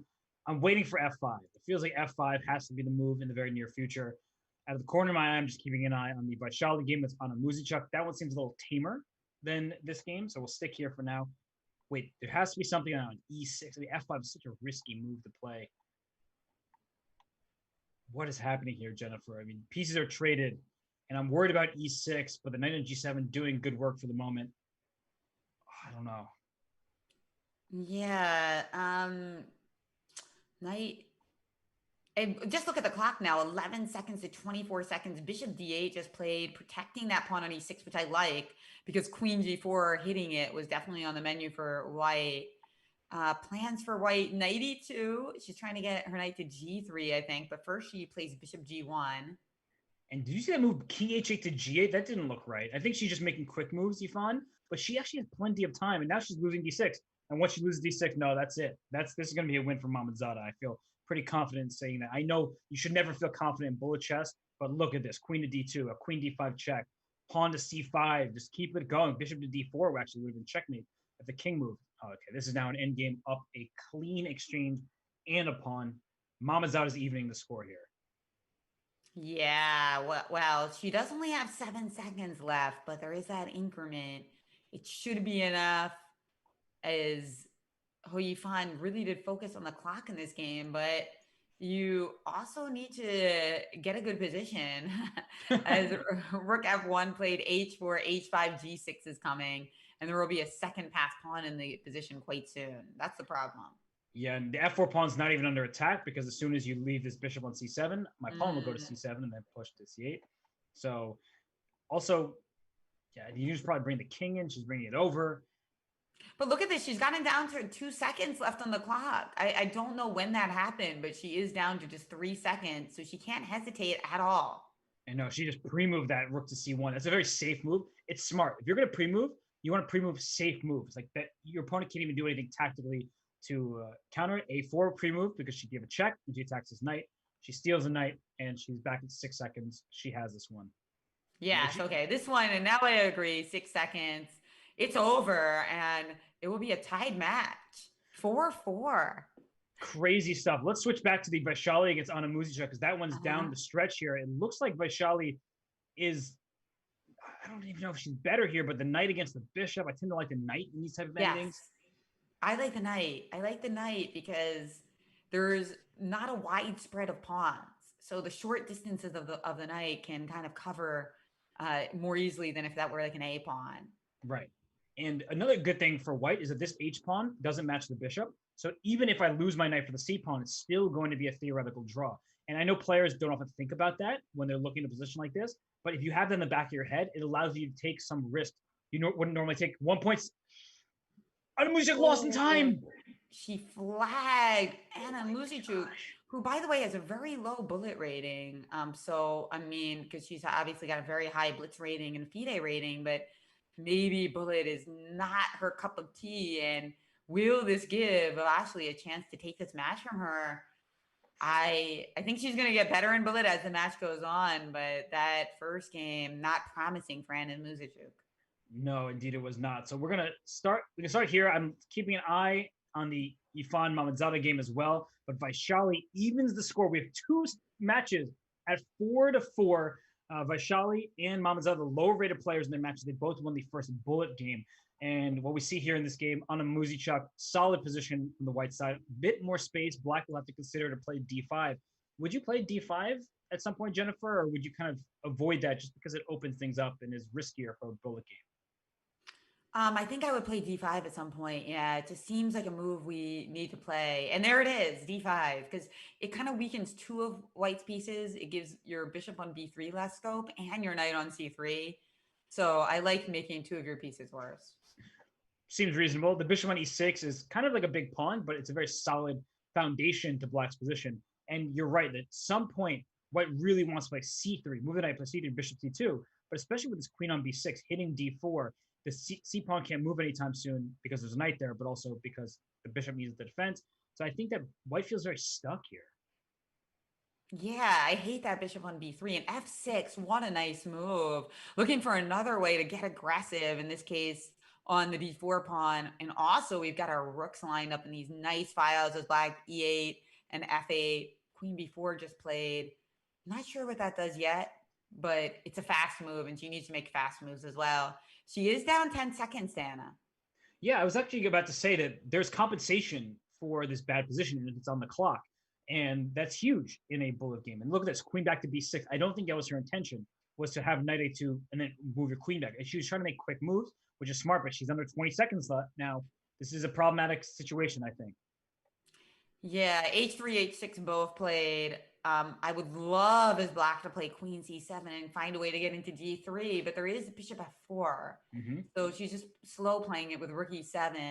And here's Bishop F4. The move. Oh, Bishop F4 walks in, and Bishop D6. She walked into it, putting her rook on E7.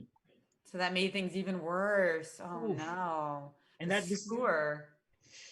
it's a clock situation, right? She didn't have enough time. She was moving quickly. And now finally the bishop is free. We talked about how C3, bishop C2 wasn't possible. Now it is because the queen had to retreat to D8. And here white's pieces are free. That's right. And that knight's going to come to F4. And oh, gosh. Knight G6 is coming. You can't play bishop F7 because of queen H7 mate. Okay, what do you do here? Just now you win the rook. You've won two exchanges. Move your queen. Take the knight on E4. Or she's going to take on E4 with the rook. This is very smart. When you're up a lot of material, you often sacrifice some of it back. She doesn't do it yet, but I'm expecting some kind of rook takes E4. There it is. And now she's up a clean exchange. We can't go rook F8. You blunder your rook there. I was going to say rook F8 threatens mate on H7. She plays rook E1. She'll play queen to E8, I guess. Yeah. Still just totally questioning because if the queens come off, rook E7 and rook E8 is going to be goodbye. And yeah, really nice performance by Anna Muzichuk here. She's going to be up a point after this. I'll give Vaishali a quick shout out because bishop c7 was incredibly smart by her. She's going to lose this game anyway, but she had lined up her queen and her bishop on c7 and d6. So in case Anna Muzichuk made some other moves, she would have been checkmated. So I like that too. That was a good bullet trick. Yeah, it's like you have to make the most of your chances, and I think often people don't recognize the chances they have in bullet. And Danya Naroditsky has taught me a lot about when to do certain things in bullet. What's going on here? A pawn is suddenly very powerful. Yeah. Speaking of which, not giving up and going for this idea here seems well, okay. Wait, We should be okay, right? Now we're just oh, king b2. Wait a sec. What's happening here? How do you stop this a pawn? let's You just see. sacrifice your rook. Oh wait, no, she blundered bishop a3. Oh Oh my, no! Wow. Vaishali. She is so resourceful, and of course, Anna Muzichuk had this game in the bag. But in bullet chess, you make one little mistake and the thing turns around completely. And I don't understand because the pawn started on an a5, but it got to a1 so fast. How'd that happen? Oh my gosh, the bishop was such a bad piece to try to stop the pawn because it couldn't get around. And she went bishop b1 and the king to what is this? We're seeing a Dutch now. Okay, I didn't even too much going on. So we have the matchup between Ifan. Ifan has gone back ahead. So Vaishali is taking the lead in this one. It seems like Ifan has taken the lead in her matchup. Where do we go? Both matches are very close. Let's go to Yifan This because is this is the last game, Jennifer. Oh my gosh, this is the last game. So Anna Mushak needs to win with black, and Mamadzada needs to win with white in this game. So we're gonna have to wow, switch that back went and by forth. fast. That this is the last game. Oh my. All right, Oh, let's see. I like Ko Yifan's position though. Very solid. Hard to find any weaknesses in her position, and she's up 15 seconds on the clock. It's very promising indeed. H6 played, bishop to f4. Now we're going to try to keep things interesting. I'd love to play a move like, okay, well, she played bishop to d6 and now bishop h6. I was highlighting it. I was letting you speak, but I was like, oh wait, watch out for bishop h6. But they trade the h pawns. Who's that worse for? I feel like somehow black's okay, but it looks scary for mutually scary without the h pawns. Yeah, but this was well calculated, I think, by Oifan as I agree. There's all these pieces coming off the board, and there's no attack here whatsoever for white, no advantage. Black's probably better because I think the bishop is stronger here. Yes. Um, and all she needs is a draw at this point. Yeah, draw odds, safer king after king g7, rook h8 coming. Okay, black is just better here. So let's go back to the Vaishali game is on the Musa. That one is crazy. Let's go there. There's a Yes, king on okay. f6. What's this There's a king king doing on on f6? f6, but there's not that many pieces to attack it. Oh, but this is a better endgame. Okay, that's why she didn't trade queens. The endgame would have No. been better for black because of where the rooks are. So actually trading queens could get white in some trouble. Instead, we see the queens remain on the board. And I honestly think that Anna Muzic, this is weird to say, is playing too quickly. She's up 25 seconds. But we saw in the last game, she was up some time and then things went wrong. Like she had a little bit more time to spend. She's not used to bullet. So she's moving instantly every single move where that doesn't always have to be the case.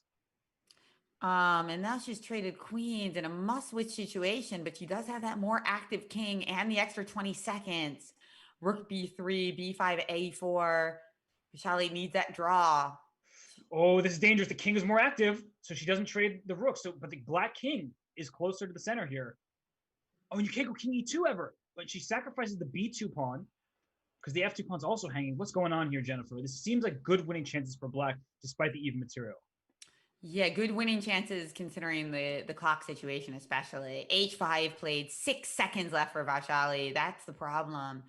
F3 now, and I don't like these pawns coming off though for Anna's chances. No, I don't either. And she plays f4 if she doesn't take. So that if she took, she would have lost b2.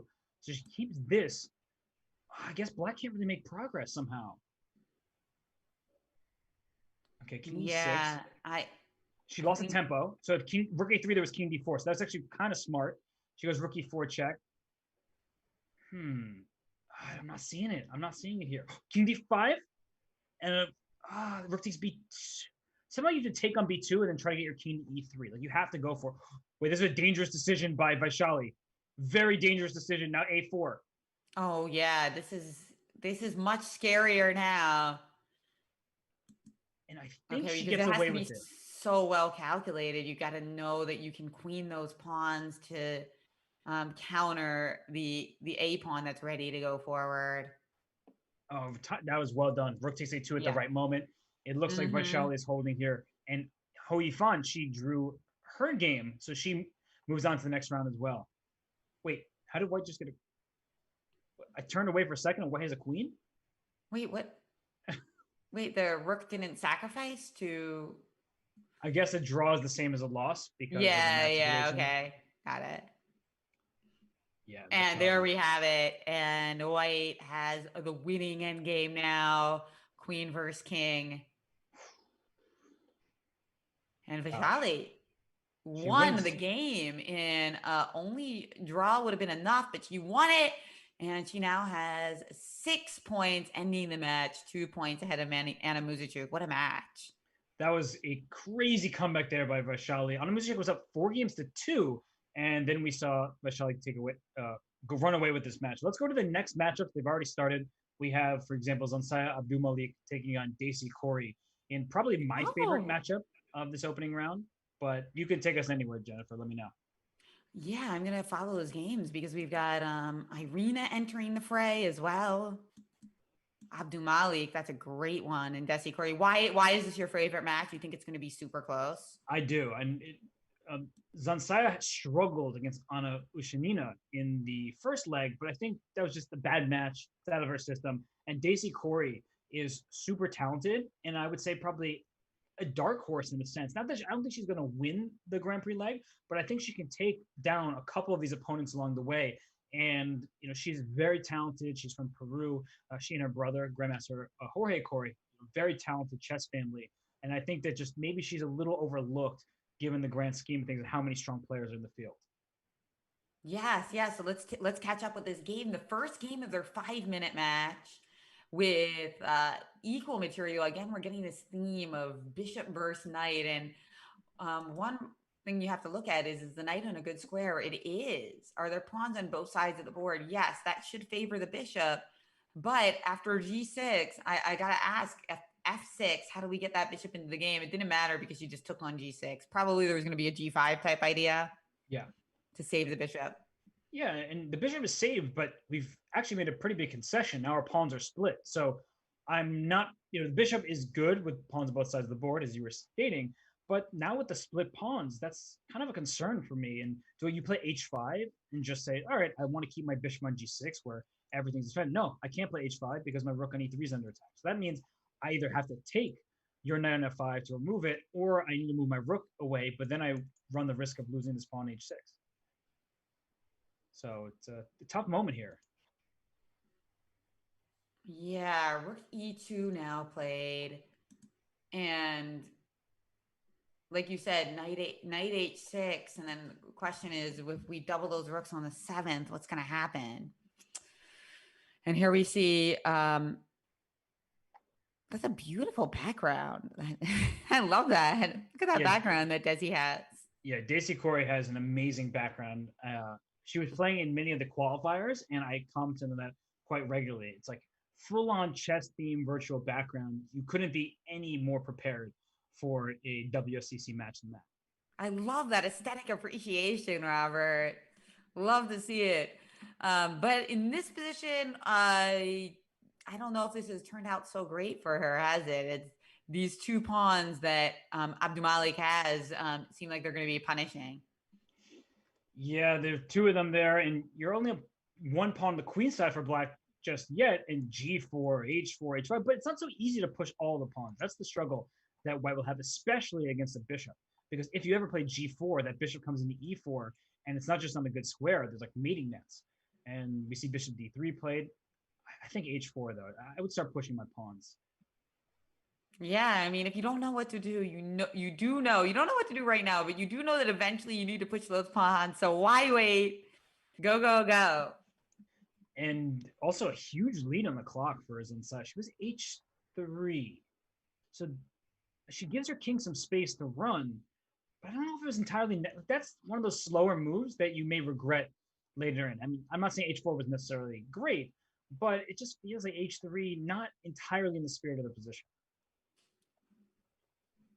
If I can take you to another game between Irina Krush making her debut here versus Sarah Kadim of Iran, we've got a situation where black has the knight and an extra pawn. Wait, something has just changed because I thought black was totally dominant, but Now things are looking a little less exciting with those minor pieces being traded. I liked having the black knight for Irina because it gave her such great chances. Yeah, and this is an example of where pawn quality can offset pawn quantity because this a4 pawn is very strong, especially helped by this queen on c7, and this king is actually quite vulnerable to many checks. Queen e5 check may land a perpetual at the right moment. So she's pushing her a pawn directly. Wait a What's second. wrong? Yep, queen c3. And I was about to say there must be some way to stop the pawn, and then a7, a8. There's mate on h8. Oh my gosh, black was better this whole time, and now black is lost because Oh, a8 equals gee. queen. Oh my gosh, that is the tragic Oh, turnaround. and she had to resign. Irina, gosh, she was doing so well in that game. I thought she was going to win it, but starting with a tough, tough game. But this is one of her good openings. I really like the way that Irina plays against the Nimzo. She is good with the two bishops. She's good with the space. So let's see if she can come back from that unfortunate start. Wow, that was a crazy finish. I was just looking at sort of checks and the fact that Black's king was immediately in some trouble. I didn't see the exact conclusion, but I just had this like instinct of wait a second, there must be a way to check that king. And then when white queens, there's actually a follow-up threat. That's a really tragic way to lose, and it would happen to anybody. And it just doesn't feel good, especially in a relatively short match. You don't have that much time to play catch up. So losing the first game is painful, but I like her position for sure here in the second game. I prefer having the bishop pair, and she handles these positions very well, as you've said, and has done so for many years. So we'll keep an eye on this. But is there another matchup that maybe we should turn our attention to? Sure, but let's just take a quick look at this. What just happened? CD5, knight d5, and queen b3. So black trying to open up the position while Irina's king is still in the center. I love the concept, but it doesn't seem like there's a way for her to put any her foot on the gas because those pieces on the queen side are underdeveloped. Yeah, you can't really attack when your pieces are on the starting squares over here. You'd love to play like f5, but now that I played bishop e2, think about what has changed. There's no longer a pin on this e4 pawn. Back goes the knight, but look at this queen side. I mean, you're not actually threatening anything. Your pieces are all just they're present, but they're not threatening anything. And so I think that white has a very simple advantage here. You can play bishop e3, finish your development. She does it. And what's black's plan, Jennifer? I can't even come up with one really. Yeah, no, Irina loves getting the squeeze on in these positions. And by the way, like in terms of titles, Irina, the Grandmaster title, her 23-year-old opponent is almost 2,500 FIDE rated, but an IM and WGM, an incredibly talented player, higher blitz rating, but Irina just has such great openings and positional understanding. I wouldn't be surprised to see her keep getting good positions, but unfortunately, sometimes in the time scramble, she's going to end up faltering like we saw last game. Yes, but it is good to see her, get out to advantageous positions where, like you said, in the last game, she was up a pawn, she ended up blundering in a time scramble, and that could be her downfall. And for Sarah, she's an amazingly talented player. She's pretty much a grandmaster, except a couple of rating points away. Um, I believe she has all her norms, if I'm not mistaken. Maybe I'm wrong about that, but she's very close to the grandmaster title as the essential point. And so she is incredibly talented. She's a sharp player, and I do not think this is the type of position that she wanted from the black side here. White controls the entire board. The bishop on f4 is coming into d6. Just the dark square control for the side with the dark square bishop, and you're the only person with that bishop. This looks very tough, and it's going to be tough for a long, long time. Now, what about the in-between moves type stuff here, like knight f5, bishop f5, bishop d6, and just try to like win some material? Yeah, and he's unfortunately because the queen on b3 is a little loose. That when you do something like Yeah. this, there's a queen e6, a very timely move. So when you take on e6, I take back with my bishop, and I steal two of your minor pieces for just my rook on f8. So I'm keeping my eye on that too, Jennifer. I'm like really trying to see how is that going to work. Maybe there's a knight b5 or knight f5 at the right moment, but sadly for Irina, I don't think she has it quite yet. So instead, she plays a4, trying to play a5. Yeah, nice line there. I like that little switchback tactic. Goes to show that those loose pieces are often a way that you can get in a key Zwischenzug and stop a devastating tactic. So A4, nice move by Irina. Still really like her position a lot. Like you said, there's just nothing great to say about Black's position. Yeah, it's one of those positions where you're like, can we restart? Like maybe I'll give you two tenths of a point already. You know, I'll give you like or two, like you get point two. Just take it. When then we'll start again. And even if I make a draw, you still get more points because I can't handle this position. It already feels really bad for Black. The one active play maybe c5, and now might be the time to do that because White has just put her pawn on a4. She chooses queen to c5, which is also active, but it stops a5. That's the one good thing that it does here. But does your queen really belong on a5, Jennifer? It feels, I don't know. It feels like I'm stopping your threats, but not really creating threats of my own.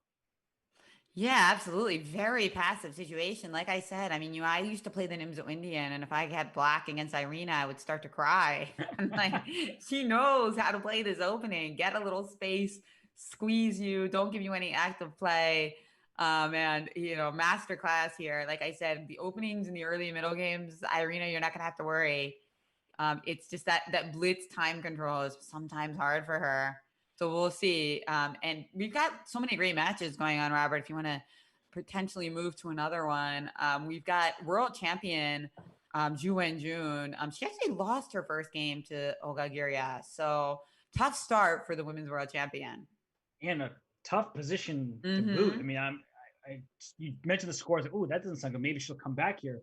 But with the black pieces in this position, your king wants to go forward. But then I'm looking at knight f4 check, which will allow me to capture. When she plays it, you're going to see this line unfold. I'm going to play knight f4.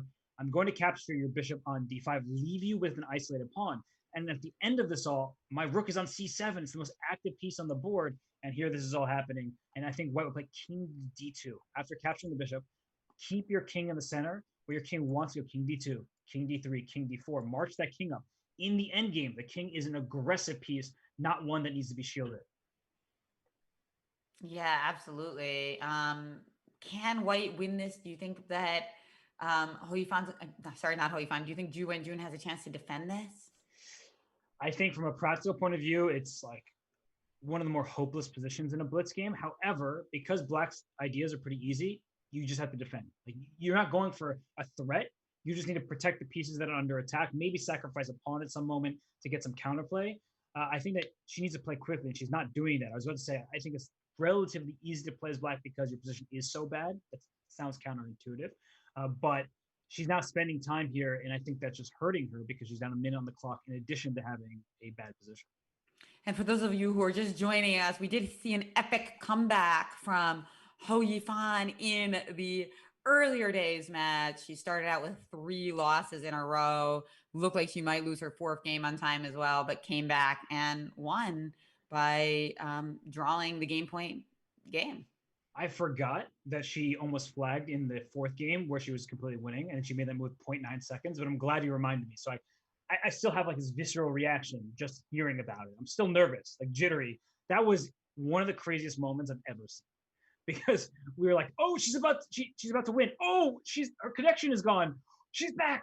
0.9 seconds. It was a hero's return, and so Ifan, she deserved that victory with that comeback.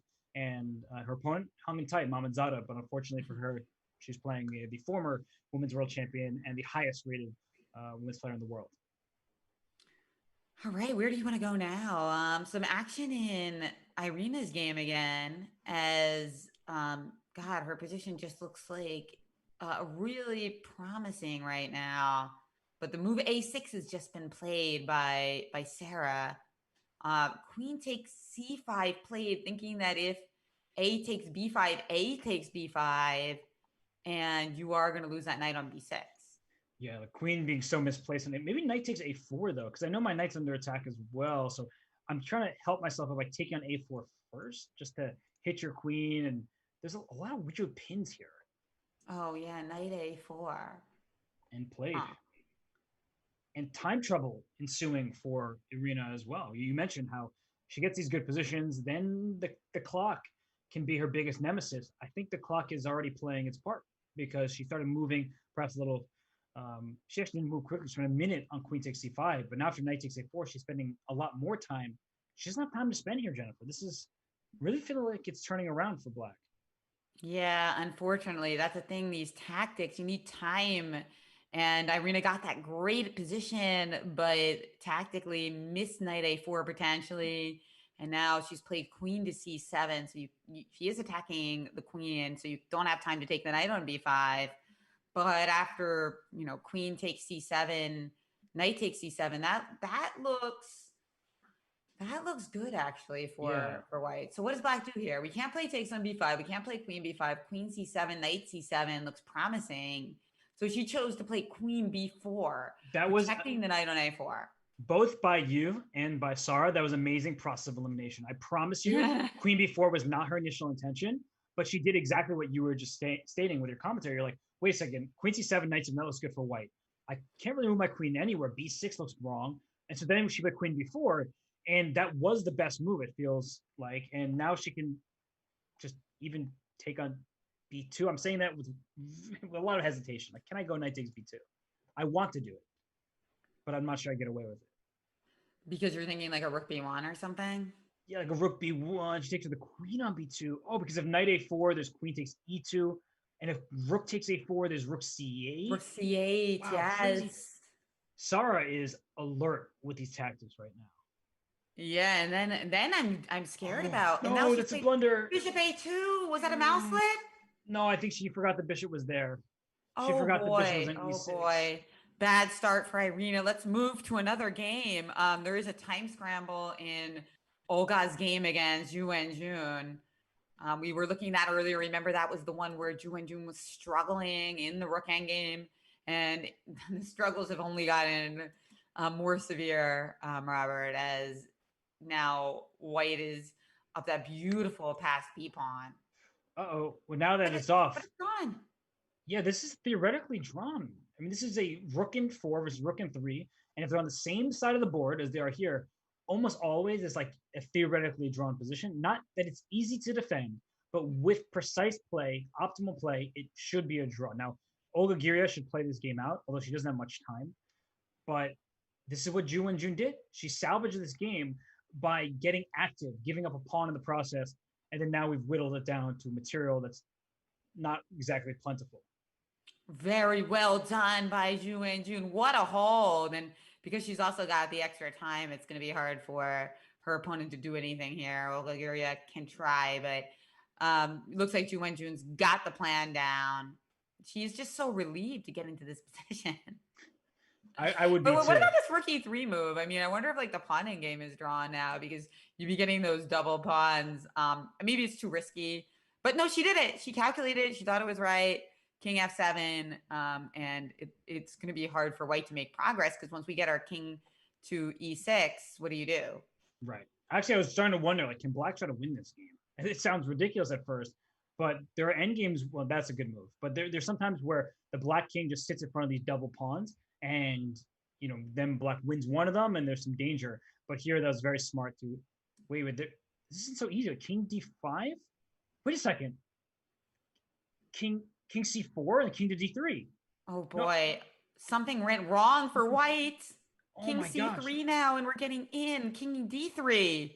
Oh my. So maybe No, but you king d4, you lose because we've got the opposition. She not only saved this game, she won. If we go back in time to where this position was at on move 15 or whatever that was, it looked hopeless for black. And now she's winning. King g3 Yes. and the h pawn. Because we are getting, if you could get your king to f1 in time, it would be a draw, but you can't. And there it is, Zhu Wenjun. Oh What a gosh. comeback, not just for the draw. We were praising her on the endgame draw. I mean, how do you have that 4 versus 3 endgame and you think like, okay, this is going to be tough to draw, but I can do it. I got more time. And then all of a sudden you end up winning the game. This decision here with rook e3, you were, kind of like, well, you could probably just take it.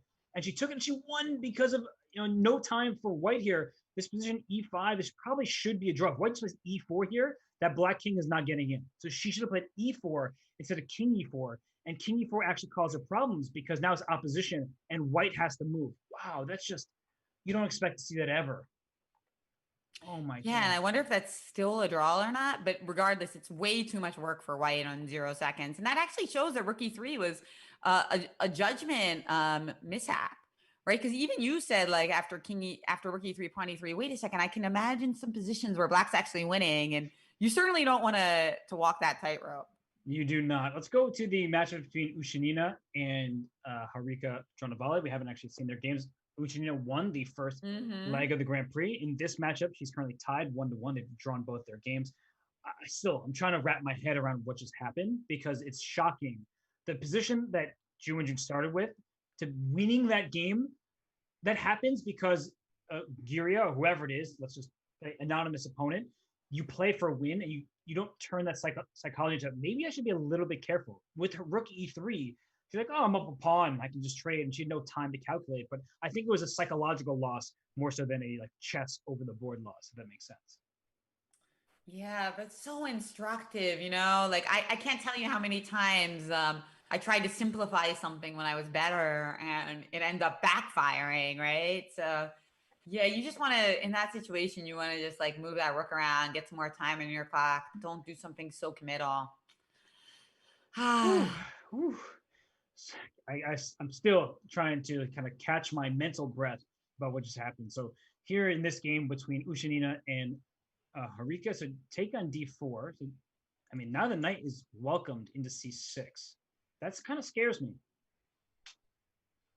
Yeah, exactly. I also find that scary, but clearly she has a plan, right? So after knight takes d4, um, knight c5 was her idea, okay. And then she can maybe cover her light squares after the queen drops back. That was the point. But b4 is also a threat in addition to knight c6. I feel like True. she released the tension too soon because now white feels perfectly coordinated here. Yeah, I'm just trying to see if there's any tactical way for me to threaten something like e5. Like if I play queen e8, b4, trying to make something work, but you're right. This b4 idea is quite irritating. So she played bishop d6. That does threaten the move at e5 now. Right. So you could start with b4 anyway, though, right? I would. And the question, I guess, is an essential question is how do we feel about bishop f4, gf4? Because by playing b4, we're allowing that capture. I think that actually helps white because e5 is such a useful move for blocking many variations that just because the pawns on f4 is doubled, it's not actually weak. My king is still well defended over on that side of the board, but she takes on d6, which probably is the more practical choice, all things considered. Bishop d6, queen d6, b4, and now where can we put that knight? She did put it on e4. I'm just a little nervous. Rook c6 is also. Oh no, this has to be. Just, I mean, isn't rook c6 winning a piece next move? Yeah, that's why I didn't think knight e4 was possible. Maybe it didn't matter though. Rook c6. Is there any tactical idea for us there? I don't see it. Yeah, I'm trying to like this knight will be pinned, right? So if like right, exactly. That's why I was like trying to see if we can play like queen e5 and rook d8. Yeah. But we really want our queen somewhere where it doesn't block the e pawn, right? So maybe queen takes b4, like rook c6, queen b. Before rook a6, rook d8. Okay. I'm going to show it on the board. I just found a way that she's going to play it. So queen b4. This actually might just happen after rook a to d8. After rook a6, she'll play e3 because I'll just put it on the board. The only way to break this pin is by e5. But you have this amazing move, rook takes f6, where if you take with a pawn, I escape with a check with queen g4, and I'm probably going to mate your king. And otherwise, I just stole your knight. So I'm up 2 minor pieces, and you can only regain one of them. Great line. Queen b4, rook c6 on the board. And so we're going to see now, I mean, white hasn't taken the bishop yet. And in fact, she's played rook to b1. Interesting. But now there's queen a5, rook a1. So she wants the a4 square for the rook to protect this knight, I guess. Interesting choice. I think the same tactic will exist. Like if you take on a6 with this rook and play e3, you will still have rook takes f6 ideas. And so I think maybe that's what she needs to rely on. But it's hard to visualize because you don't think about rook takes f6 until the pawn moves to e5 because rook f6 is never an option. But we're actually probably going to see this e3, I think is the only move. And let's see what happens after e5. And now e5, rook a5, okay. And now... The only reason rook a5 was possible is because she started by giving up her a5 pawn. So she actually gave herself an extra option. Queen d6, rook a6. Now, where's that queen gonna go? Is it gonna go back to d5? Probably. And then will she play rook takes f6? Or will she bring the other rook to a5? Maybe she brought the wrong rook down there. Maybe. Yeah, she can always change her mind. She can play queen d5, rook a5. And a big problem for black is after the other rook comes to a5, you can't keep his e5 pawn protected. So queen d5, rook a5, your So queen has nowhere to go to keep it safe. So no queen d5. Let's play queen. Well, if we play queen e7, you have rook takes a7 with a check to the queen, right? Yep. Yeah, we don't want that. We don't want that. So what do we do? But she has played queen e7. Okay, and now with rook a7, she's planning to just play what? Queen c5? Or maybe queen e8. Some kind of. I mean, she is now winning this knight back, so she has accomplished her goal. And so queen c5 looks reasonable. Yeah, she plays queen b4. Wow, that's. I mean, she's getting adventurous with the queen in ways that I wasn't expecting. Yeah, it's so fortunate for white. I mean, for black that knight c6. All these ideas never work because you get to play rook d1 with check. Exactly. You know, imagine if that rook were on f1 or if the king were on the second rank, everything would be so different here. Rook to a4 played, so she keeps chasing this queen. And it is hard for black to realize where does this queen belong, because you can go back to e7, right, where you came from, but every single move changes a little something here and there. So rook a7, you can repeat. Will she bring this? She hasn't touched this rook on a1. She had an option to play rook a1 to a5 before. She didn't do it. So I guess she just doesn't feel super confident in the position. And the repeating moves, it looks like. H3. I like that. Oh, no, they didn't repeat moves. Okay, so white did differ, although now it is even material. Nice queen on d4. I would prefer to play white, but is it enough to win? Probably not, because how I envision this game going is rook in 3 versus rook in 4. We've seen a little bit of that. We just saw a game like that, because even if I pile up all the pressure and win the e4 pawn, it will result in so much liquidation with the pieces coming off that I think that it's still going objectively to be a position that black should hold. So queen c4 played. I like keeping more pieces on the board for now. White's king is very safe. The bishop, not doing all that much because the e4 pawn, but you can put pressure on that e4 pawn. But as mentioned, it's just not going to amount into anything very severe. Just do you want to switch over? Do you want to switch over to the Abdulmalik and Corey game, as it's quite interesting position, which is 16 seconds left for Corey, but she's also got a 1.5 lead in this match so far. So lots at stake here. Knight c4 is just the move played. Note that g7 mate threat is well protected by the knight on e8. So Abdulmalik, how do we increase our attack? I would love to play knight f4 to h5, but right now my bishop on e5 would be hanging. It looks like knight c4 is played just in time then. And both sides in time trouble here. Black's pieces are actually in superb shape. Mm-hmm.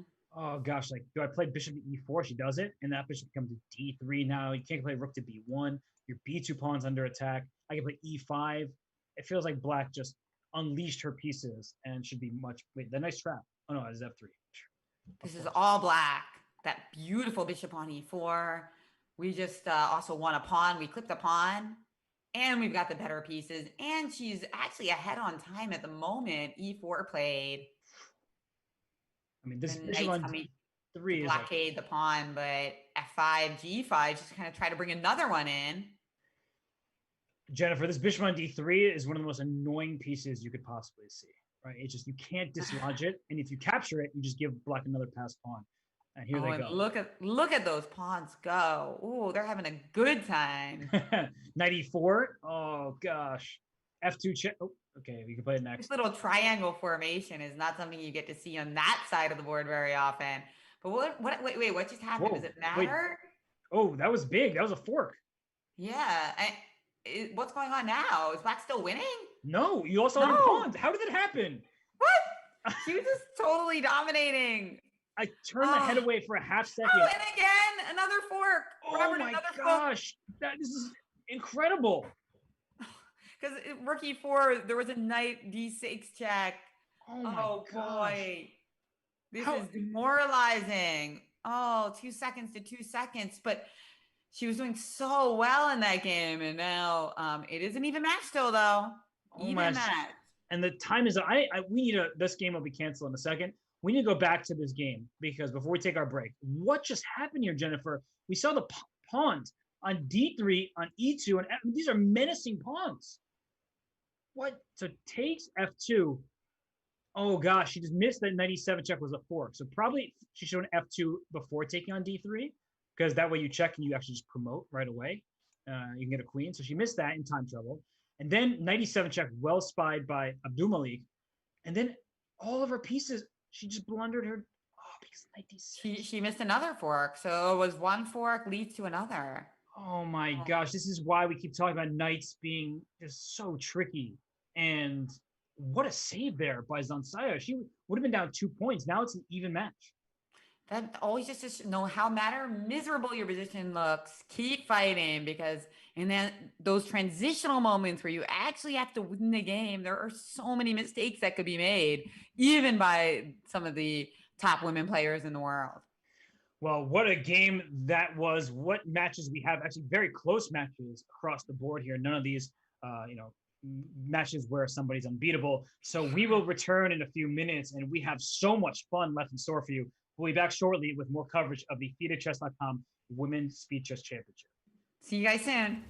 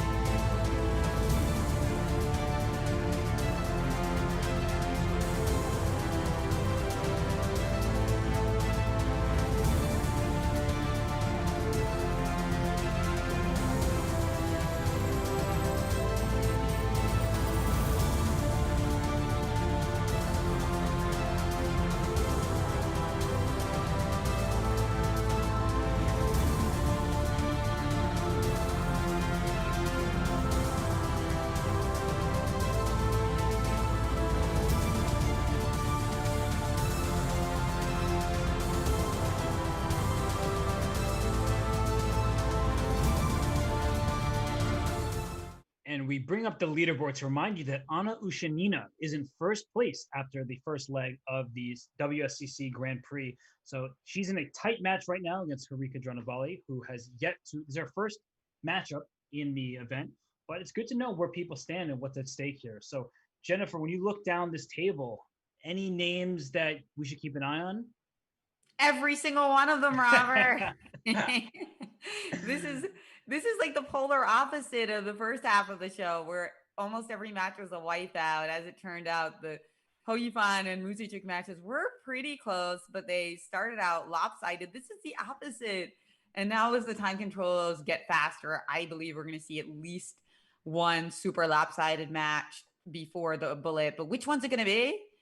I don't know. The Corey Abdumalik match really fascinates me, as does the World Champions match. Yeah, it's only one match has a leader, and that currently is Sara Karem against Irina Krush. But that match can go either way because we've seen the games go back and forth, where Irina is maybe one mistake away from being even in the match. And so that one's a toss-up, and all the other ones are completely level at 1.5 points per side. I don't know what to make of this. Anna Ushanina is the winner from the first leg. She is playing Harika, who's, it's her debut. So it's hard to know where people stand when they're just making their first introduction into the WSCC. But that matchup also feels very close, where Ushanina saved that game where she ended up pinning Harika's knight. So I'm normally the person who makes bold predictions. I'm like, this is who I think is going to win. But as I look from matchup to matchup to matchup, Jennifer, I have no freaking idea. So I will leave the predictions to you because I'm just not okay. Sure. I'll do it. I'll go there. Say Ju Wenjun, Sarah. I think Irina's going to struggle in the faster time control. I'm going to go with Desi and Harika versus Anna. I don't know. I'll go with Anna. So those are my picks. Okay, I actually have, I would say, 3 of the same picks as you. Ju and June, I'm going to go with her. I feel like she has to be the favorite. She is the high-rated player. I'm going with Sara for the same reason that you stated, because of the time control. Like, it's getting shorter, and that, I think, plays to Sara's benefit. And I think Irina does tend to, make more blunders than she would, of course, otherwise. And the one matchup where I guess I'll disagree with you is I think Harika against Anna Ushanina. I know Anna won the first leg of the Grand Prix, but something tells me that the Indian Grandmaster Harika Dronavali, she is going to take that match. And we're off. The games have begun. So where would you like to start? I don't know where, because all the matches are close. Let's start at the one that we have a disagreement over, Robert. Let's start with Anna versus Harika. Okay, here we go. And we already have an interesting setup. And this is what Anna Ushanina does time after time. She loves playing d4, knight f3. She typically likes the London system, but her opponent played an early c5. So she stole the pawn and went c4. And this is a bad sign for Harika to be spending time here on move 4. That's typically a sign of a struggle. Yes. Oh, that is good for my prediction. By the way, I gotta give a shout out to Chadok, who says Harikaru. When you put it that way, she's looking better and better. Robert, as of course Hikaru, the brilliant blitz player. Harika, I've gotten a chance to call her games in many Karen's Cups as well. She played in both, actually, and she's also just an awesome ambassador for the game, I have to say. She's so eloquent. So really nice to see her here. Yeah, she's been doing a lot of work I've seen with Samai, the stand-up comedian from India. He's Samai Raina. He's been doing a great job promoting chess. In fact, they have a comedian chess match that I saw has just been advertised. And so she's been doing some work with him, and she's just such a great person.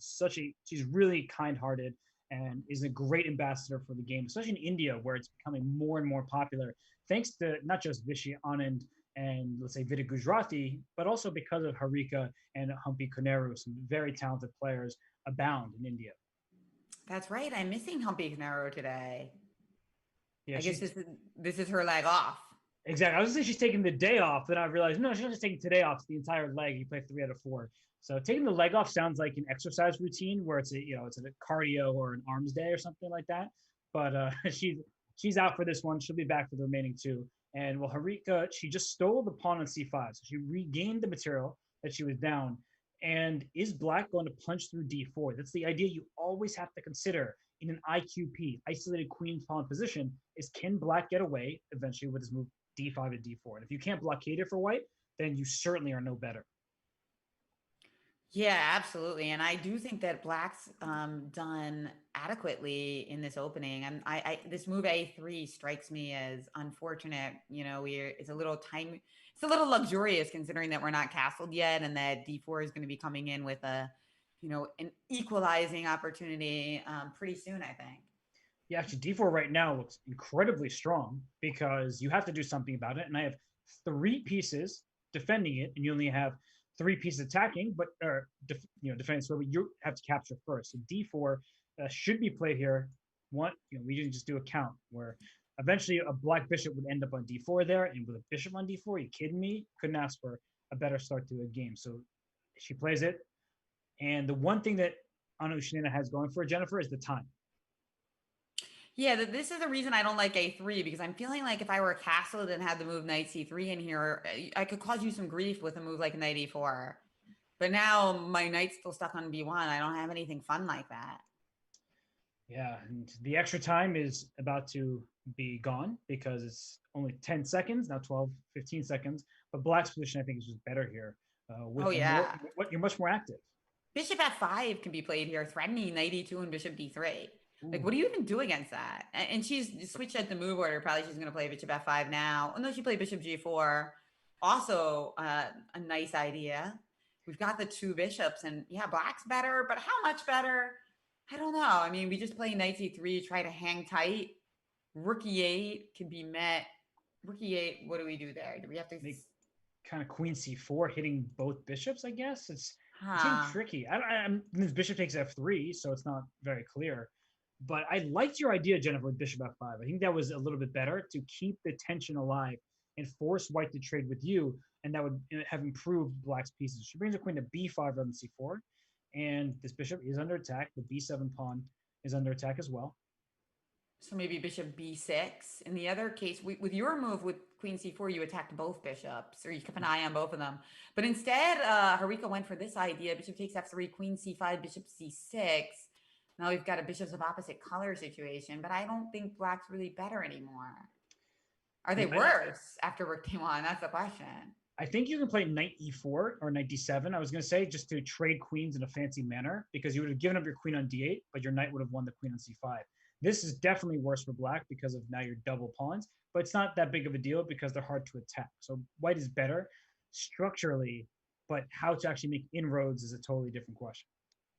Well, she's played rook to d6, and now what? What about b4? No, she's played rook d1. At some point, we have to make luft, and she did it with f3. Nice, because it prepares king f2, and it stunts that bishop on c6. Right, and the knight on c3 is such an important piece. It's essential, really, to white's positions, covering the e2 square. So the rooks look great on the e file, but they're doing a whole lot of nothing thus far. This is good technique. H4 is a good move. Eventually, you might want to consider G4, but not yet with his bishop on C6, staring at F3. But G4 will give you an outside pass pawn at the right moment.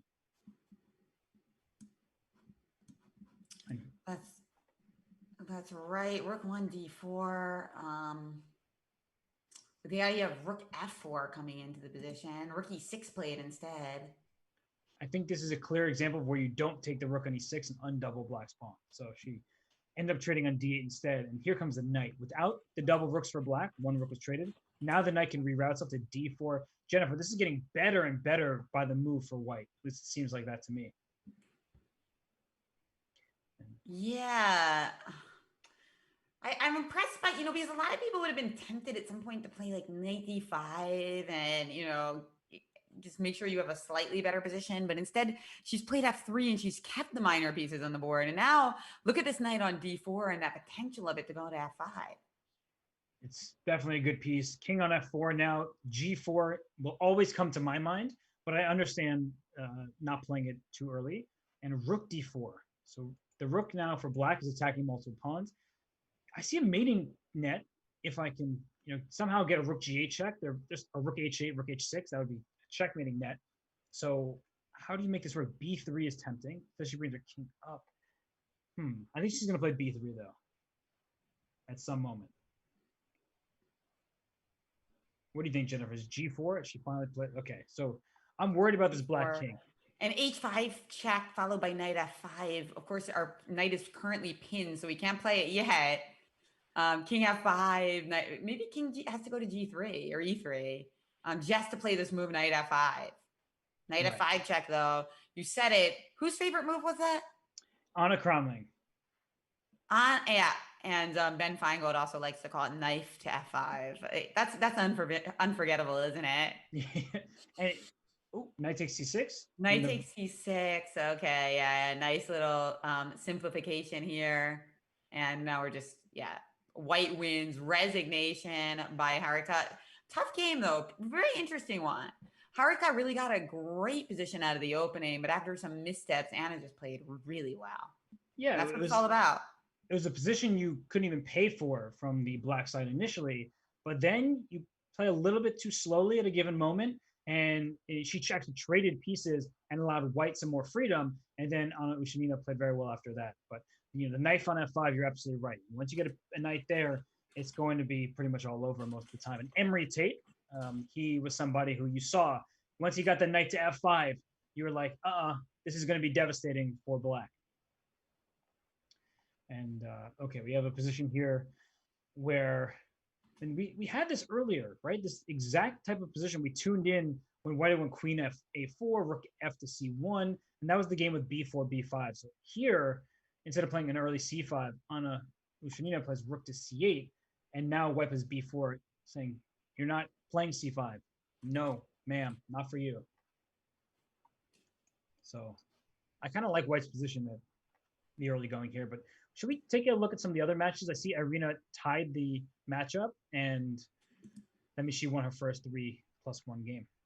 Yeah, wow, that's impressive. I thought we thought that she was gonna get. I don't want to say we thought she was gonna get wrecked because we would never put it that harshly. Irina is obviously a legendary player and a beast in so many aspects of the game, but I was expecting this to be tough for her. She did win. And now she's playing with the black pieces here, and it looks like she's got no issues. Yeah, this is a solid position for black. We see the isolated pawn again. We talked about the problems with it. It can't be protected by another pawn. Wait, what's going on? Massive trade's about to happen. So, knight takes C3. I was like, wait, if I take on A5, that's bad for white because I take on D2 with check, and then I yo-yo my bishop back to A5. But that's why she took on C3, and you have to take on C3 again. If B takes C6, knight takes E4 wins a piece for white, as the queens hit each other, and the knight will drop back and capture in D2 if you take on D2.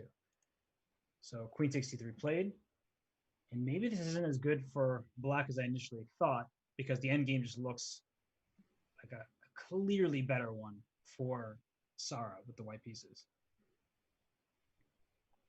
Right, you just blockade the pawn here and go after D5, and the bishop on C8 will never have a. Honestly, it's a position that Irina thrives in from the white side, not necessarily the black side. Yeah, this is an unfortunate transition, and she does have the edge on the clock, though, so I am happy about that for Irina because I wasn't sure that was going to happen. So bishop E6, don't take on E2 right away. She's trying to hold off making that move. Rook C8. I like this. Unfortunately for her, there's not really any tactics per se in the position. I mean, I would love to play something like knight A2 and, save the day, but rook C8, rook C8, rook A2, and rook C1 is not checkmate. It's close, but the bishop can drop back, of course. No, it's a good tactic to look out for, though, because I think people forget this A2 pawn is what? It's not. You're not going to take that. My rook's here. But with back rank checkmate possibilities, you should keep an eye on them. So rook C7, king F1's a good move. The problem for black is we're talking about is you can't take on E2 without allowing this knight on D4 to sit here forever. That is a knight that's on a dark square against a bishop that's on a light square, so it can't compete with that knight. And so the bishop has nothing to attack. Oops, sorry, that was me taking the bishop on E6. I was just trying to circle the knight around the bishop, saying the bishop can't attack anything. The knight can just sit here for as long as possible, and eventually you will be able to maybe an F4 and push some pawns here. Not a fun position to have from the black side. Even if objectively it's okay, it just feels awful. Yeah, A6 played. It's not very fun to play a move like that with your bishop on E6, but I have to say I do like that Irina's avoiding releasing the tension. That's important. A lot of people would have taken on E2 moons ago, and their position would be even worse and clearly worse.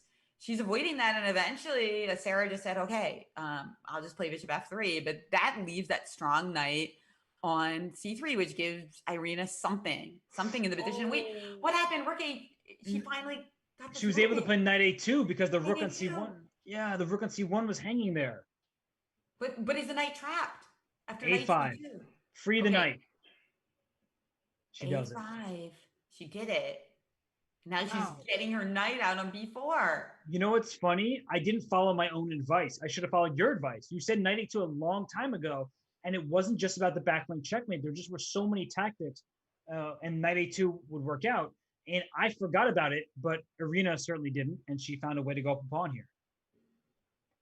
But time, I'm always worried about her clock. And the knight on a2 is now trapped, which means bishop b1, and now we are king c2. But I like bishop b1 as more forcing. I I think like that as well. we're gonna see a knight trade on c3. Yeah, so she's gonna have to give that up. Okay, and we're gonna get a draw in this game, it looks like, huh? Although Irina's spending a lot of time here. She does only have 6 seconds. Okay, but if you take on b3, I don't want to say that there are no losing chances, but it feels like a position where you really should not lose this from black. Your king is more active, and I think white should start pushing these pawns. There it is. But f6 is a good move just to stop the forward progress. Yeah, this looks like it'll be a draw. Do you want to skip to another game? Maybe the Abdul Malik game? Every game we look into this game in this match is always wild. What is This is a happening good here? one. Oh, This does not disappoint. Bishop f4 played though. Our king on g1 is pinned. I mean, our bishop is pinned, but there's a queen g4 check. oh, you could take on f4 now. You could take because the I know the bishop was pinned, but that was check on the king. Okay, I see. So bishop f4, queen g7. exactly. And what happened? She lost. Yeah, Abdul Malik. One on time. Okay. One on time. Yeah, after yeah, she couldn't figure out how to stop that threat. And by the way, Abdul Malik now with a 2-point lead.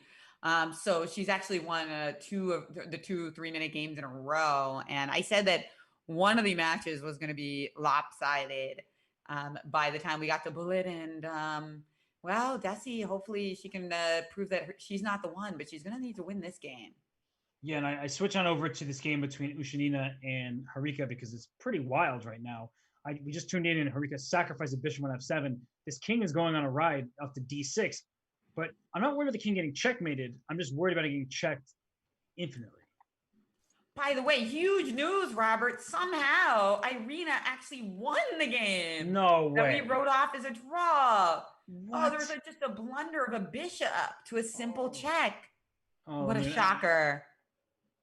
Oh boy. Do you see that final position, Robert? If you just go back, bishop d3, allowing bishop g4. Yeah, that was painful to see. I mean, new games are populating in every second. And by the way, Ushanina won her game. She moves up 2 games as well. But that was an unfortunate tactic to overlook. I can actually try to pull that up real quick for Sarah because her position was totally fine. And then here, putting the bishop on d3, position's already getting tough for white. But allowing the check, the king has to move, and then you lose his bishop on d3. That's a sad one. So which game should we go to now? Because all these matches are fascinating. Gosh, there's part of me that wants to stay on this Irina game, partly because she is ahead of point now, but her opponent is a higher rated player. So I'm wondering if Sarah will be able to come back in this particular game. And also, not only that, but Irina is going for the attack. She's already played the move h4. She's not castling kingside. She's really going to try to extend her lead. And she plays rook to d1, so she has committed to either keeping her king in the center or scooting it to the king side with an eventual king f1. I say king f1 instead of castle because I imagine she still wants to play g4. Otherwise, I don't fully understand why this pawn's on h4, which she chose to do just a couple moves ago. So she can castle, in which case it's not the end of the world, like the pawn's not under attack or anything, and she does so. But I'm not sure h4 is helpful in this position, and you perhaps want to push that pawn back a little bit. Blasphemy! h4 is always good. Oh, I mean, I never say always and I never say never, except I just said both never and always in the same sentence. So no, But seriously, one of the problems in this position is that we can't play h5, which we'd really love to do, tickling you with h6, because there was that bishop g4 super annoying move. So instead, queen to g3 played by Irina. But yeah, it looks a little unharmonious right now, right? Yeah, it's knight h5 is played. Where's your queen going? Is your queen going to h2, for example? That looks like an awkward square. Perhaps it's fine. Maybe queen to g5. How does the queen trade impact the position? It's a tough question to answer. She plays it. I don't think you should take, because if you take queens, I take with my pawn, and your knight h5 is often on the side here not doing well, and the d5 pawn becomes weak. So knight f6 covers both at the same time. Yeah, and knight f4 played. Again, we're trying to gear up for that h5 idea. Knight e6 attacking the queen. And I guess we have to take. I guess we have to take that, right? Yeah, I mean, you can technically drop your queen to g3, but it looks a little odd. So I would take that allows the bishop to take on e6, completing your development, protecting your pawn on d5. And I think that Sarah's position is okay here. And I do want to point out something, and it's that I think, wrong with all of my predictions except for Ju and Jim. Because I'm pretty sure I said Daisy Corey. I'm pretty sure I said Sarah, and then I'm pretty sure I said Harika. So 3 of my 4 predictions are not looking very good right now, which means I was told you I didn't want to make predictions. I did it anyway. I should have listened to my better judgment. Ju and June, by the way, that game looks pretty interesting if you want to open it up, as we've got a situation where 2 points for Olga, 3 for Ju and June, but look at this open king on g8. I mean, that's looking way too drafty. And I've also just counted the pawns as I've been talking. She's also down a pawn. White's just dominating here. Yeah, she's down 1 pawn. It's about to be 2 because of this pawn on f5. I mean, there's so many options for white. And if you ever push that pawn, that bishop on b1, now it can just take on f5. But if you push the pawn, the bishop would have opened up against this black king. So I think this is ultimately black's best chance. It's to trade queens and pray that you'll somehow hold an endgame. Oh, no, this decision I'm not so sure about. This king on g8 is... Yeah, like you're just thinking about whether you can win by force with something like queen h7 check and rook c7. But rook f1 was played. Okay. Yeah, I guess the problem with ending rook c7 is that when the king would have to go to h2, there'd be some kind of queen e5. So yeah, this position still looks excellent. The thing is, black's extra pawn is on the queen side. It's irrelevant to your king's safety. And white can play moves like e4, f4, break open the position more. I like bishop b3. It's just keeping your bishop safe and sound away from the enemy pieces. And I mean, this is as one-sided of a position as you could ask for. Rook c7 now. Oof. Oof. Do I should take some b7 now? Jennifer, this is easy for white now. Yeah, easy game now, and that will give us an even match. Do we have any other even matches? Well, if Sarah wins against Irina, that one will be even, as it looks like Anna Ushina and Abdulmalik are both extending their leads. Let's see about Irina's game, as it's 15 seconds for Irina and still so many pieces on the board, but she has just played rook to e5, harassing that pawn on d5. Yeah, so I would play b4 for black because you really are trying to pile up all your forces on the d5 score. She does play b4. Abdulmalik wins another game from what I just saw. There was some conclusion there. So she's going to go up, I believe, 4.5. Oh, but look at this tactic. Knight d5, knight takes d5, bishop d5, rook e8, but then there's rook e8 and queen f8. It doesn't work. Yeah, this is exactly the knight takes a2 tactic you were talking about and earlier, but here it doesn't work. And just like it didn't work with knight takes a2. Because rook e8, chop, chop, and queen f8 at the end. Thank you for the extra piece. Yes, and this is going to even up the match, assuming Sarah wins this with 30 seconds and an extra piece. Safe assumption to make, she will even up the match. We'll get another 3-3 battle. And it's amazing to me. And it makes, of course, I'm not trying to criticize harshly a blunder because she's 5 seconds on her clock. But it's really interesting that I really just understood that in the other game with like that knight takes a2 tactic. Maybe, I mean, it was a little easier to see in some senses, but we have a similar tactic 2 games in a row. One time she executes her position perfectly. The next time she just makes that mistake. So I wonder what the difference in the position is that kind of had her missing the defensive resource here. Just maybe a psychological note that I'm curious about. Yeah, very weird, huh? I see what you're saying. And look at this now, just winning the queen, and that will force resignation as we have another tied up match. And of course, they start right away in their next game. Another just quiet opening by Sarah, not trying to get anything super crazy from the opening. She's just playing this ready style line. How do you feel about this? I know that a lot of people think this is a great blitz opening. Yeah, I think it is. There's some lines where you just play D4 and then black ends up with this IQP again. So I tend to like it. I do want to switch the game quickly to the game between Ushanina and Harika because I see very little time on both players' clocks. And Harika should be winning this position with the extra knight. King G7 important. She don't want to allow a check and then allow the pawn to promote. So she has a knight and a rook. Ooh, there has to be a checkmate here. I feel like there has to be a checkmate against a king going up 93. She missed checkmate. She missed checkmate. Oh, 93 is made in one. Oh, Nice. no. And she makes a draw instead. She can't afford these half-point slips. Oh, my gosh. Jennifer, I mean, I'm going to go back just very quickly to the game there. She missed. This king has no escapes with knight h6 or 93 is same checkmate. You have to go f5 to block, and rook takes f5 is check and mate. She didn't have that much time, but she certainly had enough time, and she's way too strong to miss a checkmate like this. It's always enough time to find a checkmate in one because you don't have to have any technique after that, Robert. But which one is better, chat? 93 or knight h6? What's the better move? I'm curious. I feel like knight h6 is better because it's less obvious. Yeah, it's more retreating. And actually, that means there was a checkmate earlier. She could have retreated knight h6 first with the king cut off on the 4th rank, going for a knight f7 checkmate. There are many checkmates here for black. I just sensed the king was in danger out on g5, and unfortunately, a huge missed opportunity for Harika. So which game should we go to now? Because it looks like Zansaya is pulling away, so we'll probably stay away from that match for the time being. But of the remaining matches that are all pretty close, where should we go? Let me take a look at the openings. Well, the two matches that are really close are Ju Wenjun versus Olga.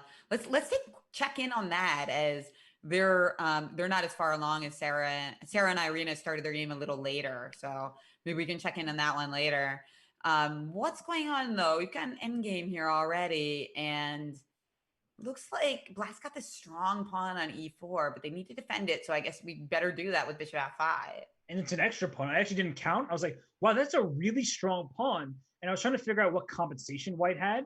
And then I was like, wait, no, that's actually an extra pawn. So you have extra material and you have the better dynamics. So rook to a1 was played.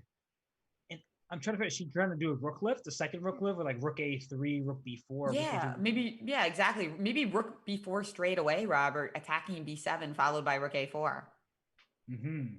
Actually makes some sense. And black will be a little bit tied down on that side of the board because that's actually, let's say you play a6, rook b4. You would love to just play rook a to b8, but then there are bishop a7 type ideas, kicking your rook away from b8, and then your b7 pawn is in trouble. So there are some tactics here that allow white to gain a pretty quick initiative. And by the way, Ju Wenjun also has over a minute advantage in the clock. So, I mean, as the cliche goes, all three results certainly possible here.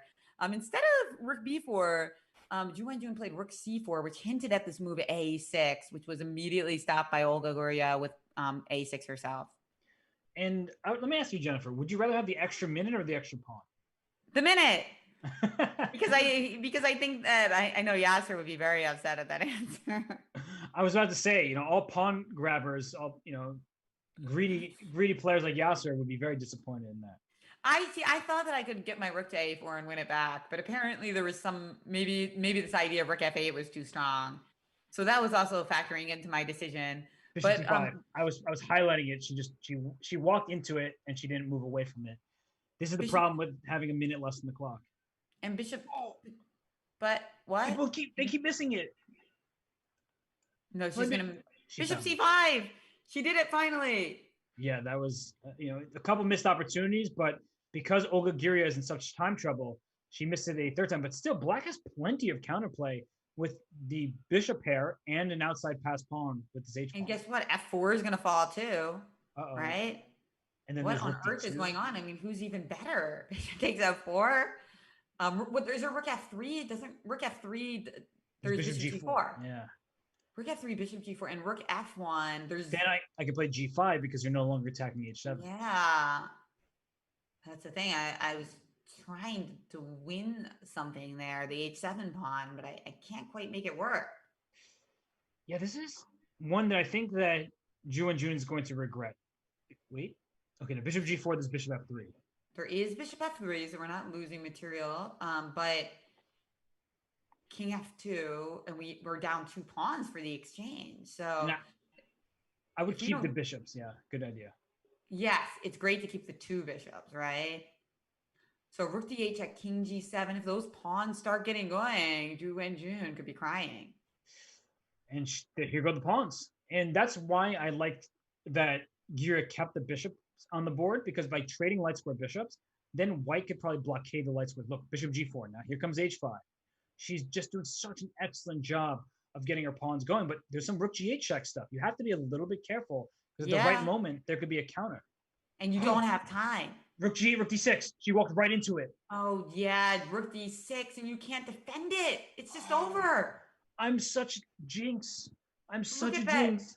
Look at that pattern. Look at how strong that bishop on c4 is, stopping you from defending the bishop. And Ju Wenjun takes the 1-point lead. But let's go to the game of Irina with 3 seconds left on the board. Whoa, she's only got 3 seconds, and this is a crazy middle game position. And it's like one of the more normal positions you see. I mean, it's crazy, but it's like, wait, this looks like we're on move 15, even though we're on move 36. I know. Oh, gosh. 1.8 seconds left. So I think any move would probably be good. But Irina playing quickly. King g8 was a smart move. So, yeah, now, but I think Sarah is going to just keep the tension, keep pieces on the board, keep that pressure on the d pawn, maybe queen d2 here, queen d3 instead. Oh, don't trade everything off if you can avoid it. There's back rank checkmate. And Irina exactly. So she didn't have time to take on b4. And now queen d4 check. You can't play queen f6 because of rook g8, but she just chose to go back with d4. Oh, actually, there's a rook on b6, so the queen is actually protected. I missed that too. I was thinking the same exact thing. I was like, whoa, there's all these checks, but I forgot the rook was on b6. So we had the same exact mistake in mind because we're looking at the tactics. Yeah, because we're so excited about winning that material. Queen d4 played. There is rook f7 winning another pawn, but it was a check, so there wasn't time to do it right away. That's why rook e6 preventing that.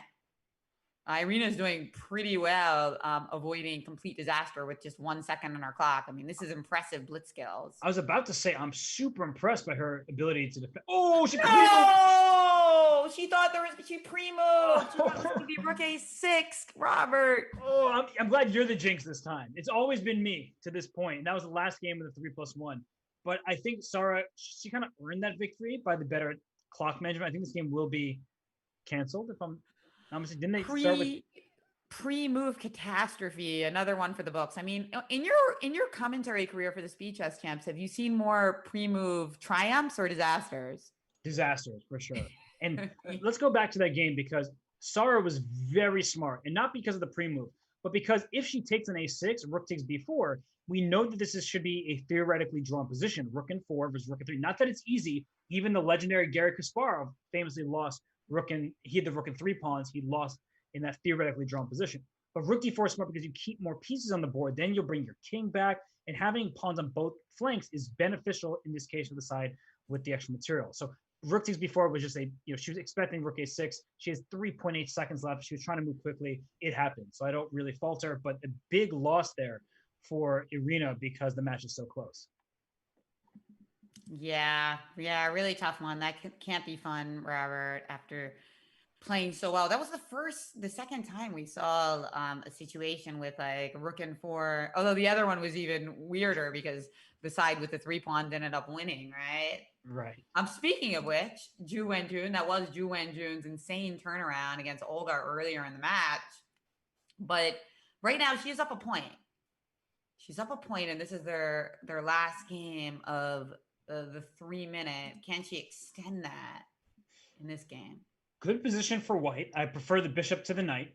And d4 is a move you're always considering, but you're probably a little reluctant because then eventually bishop c4. She does play d4. She's an incredibly strong player, and she recognizes that I need to do this. Otherwise, I will have a permanent weakness.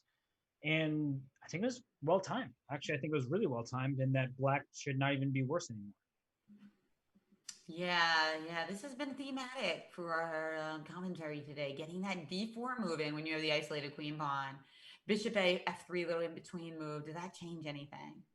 And she plays rook to b8. Probably not, because e4, even though you leave black with the isolated pawn, it actually is a strong pass pawn, and you also free up the f4 square, for instance, for the black knight. So e4 is a move where you're playing for a win, but you're also playing for a loss. It's I do not like that move, not one little bit. Because your bishop at f3 also gets killed. And oh, the knight c5 ideas, knight g5 ideas. Yikes, don't play e4. Although e4 has like the long-term benefit of, if you could play all at one time, g3, bishop g2, e4, f4, then it makes perfect sense. But you're not getting that. So it was too time consuming. And now h3, so bishop g4 is on my mind as an idea. Yeah, bishop g4. I like this move h3. It wouldn't have occurred to me, but there's nothing to worry about here. Pawn takes e3. We simply take with the queen. Knight c5 doesn't seem too scary either. You do get to play d3, but the problem is it's going to be hard to hold on to that pawn if you do that because of b4. Right. But there was this takes on e3 after knight c5.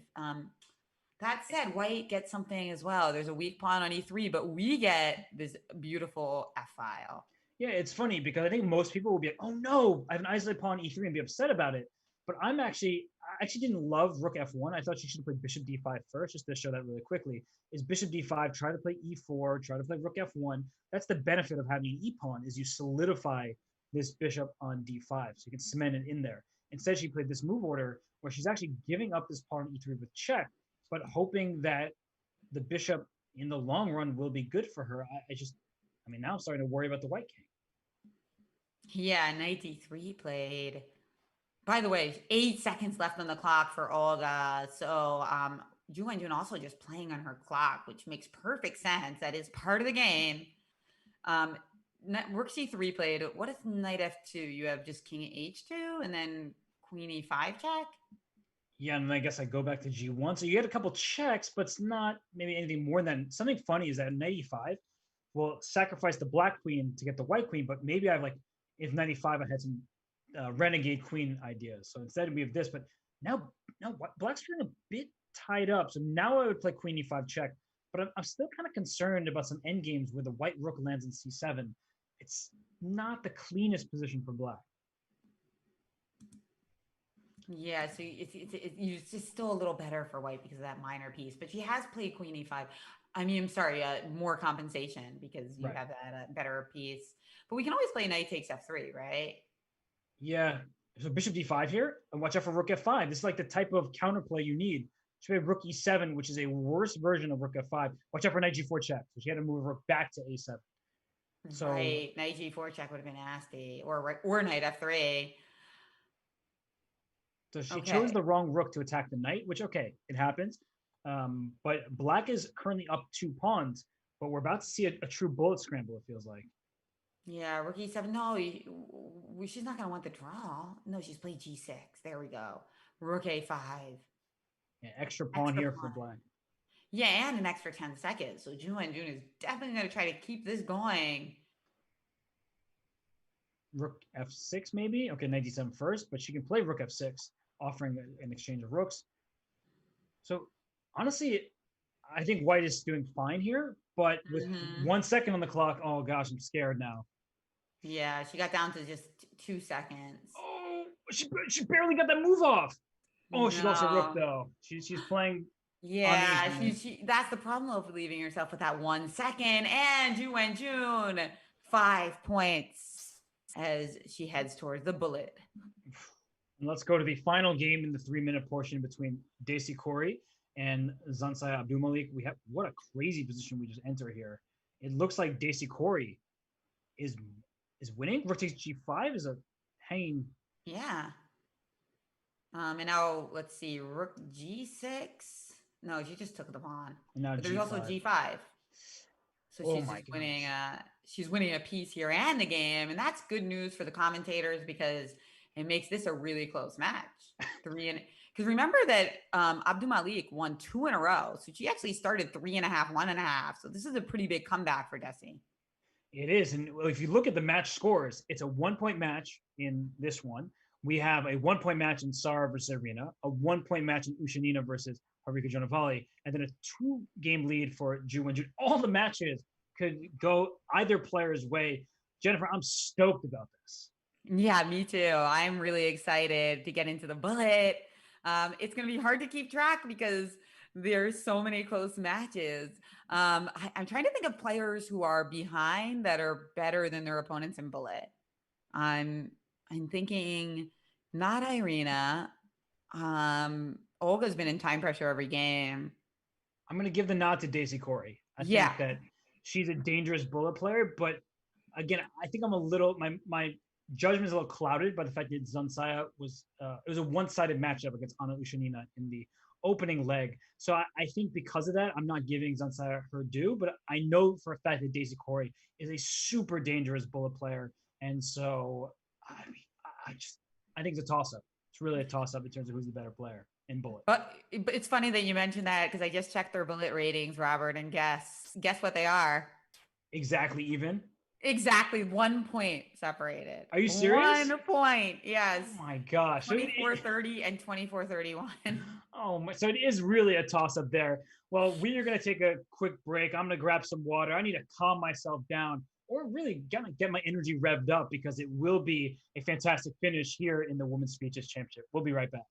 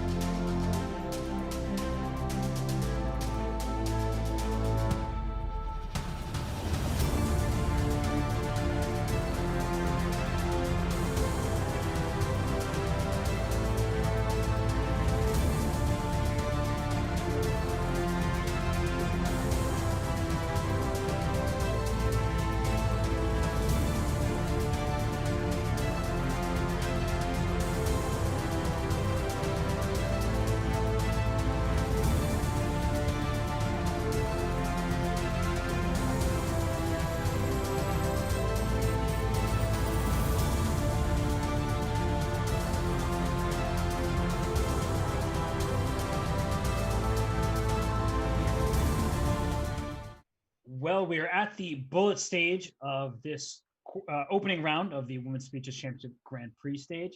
And we don't know who is going to win any of these matches. This is actually the most exciting day of commentary I've had in a very long time. So, Jennifer, I'll make my predictions first because I know I made you do it last time. I'm going with Daisy Corey.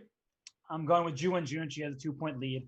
I'm going with Sarah. And then I'm going to go down to Ushanina. I have to. She has the lead. She won the first Grand Prix leg.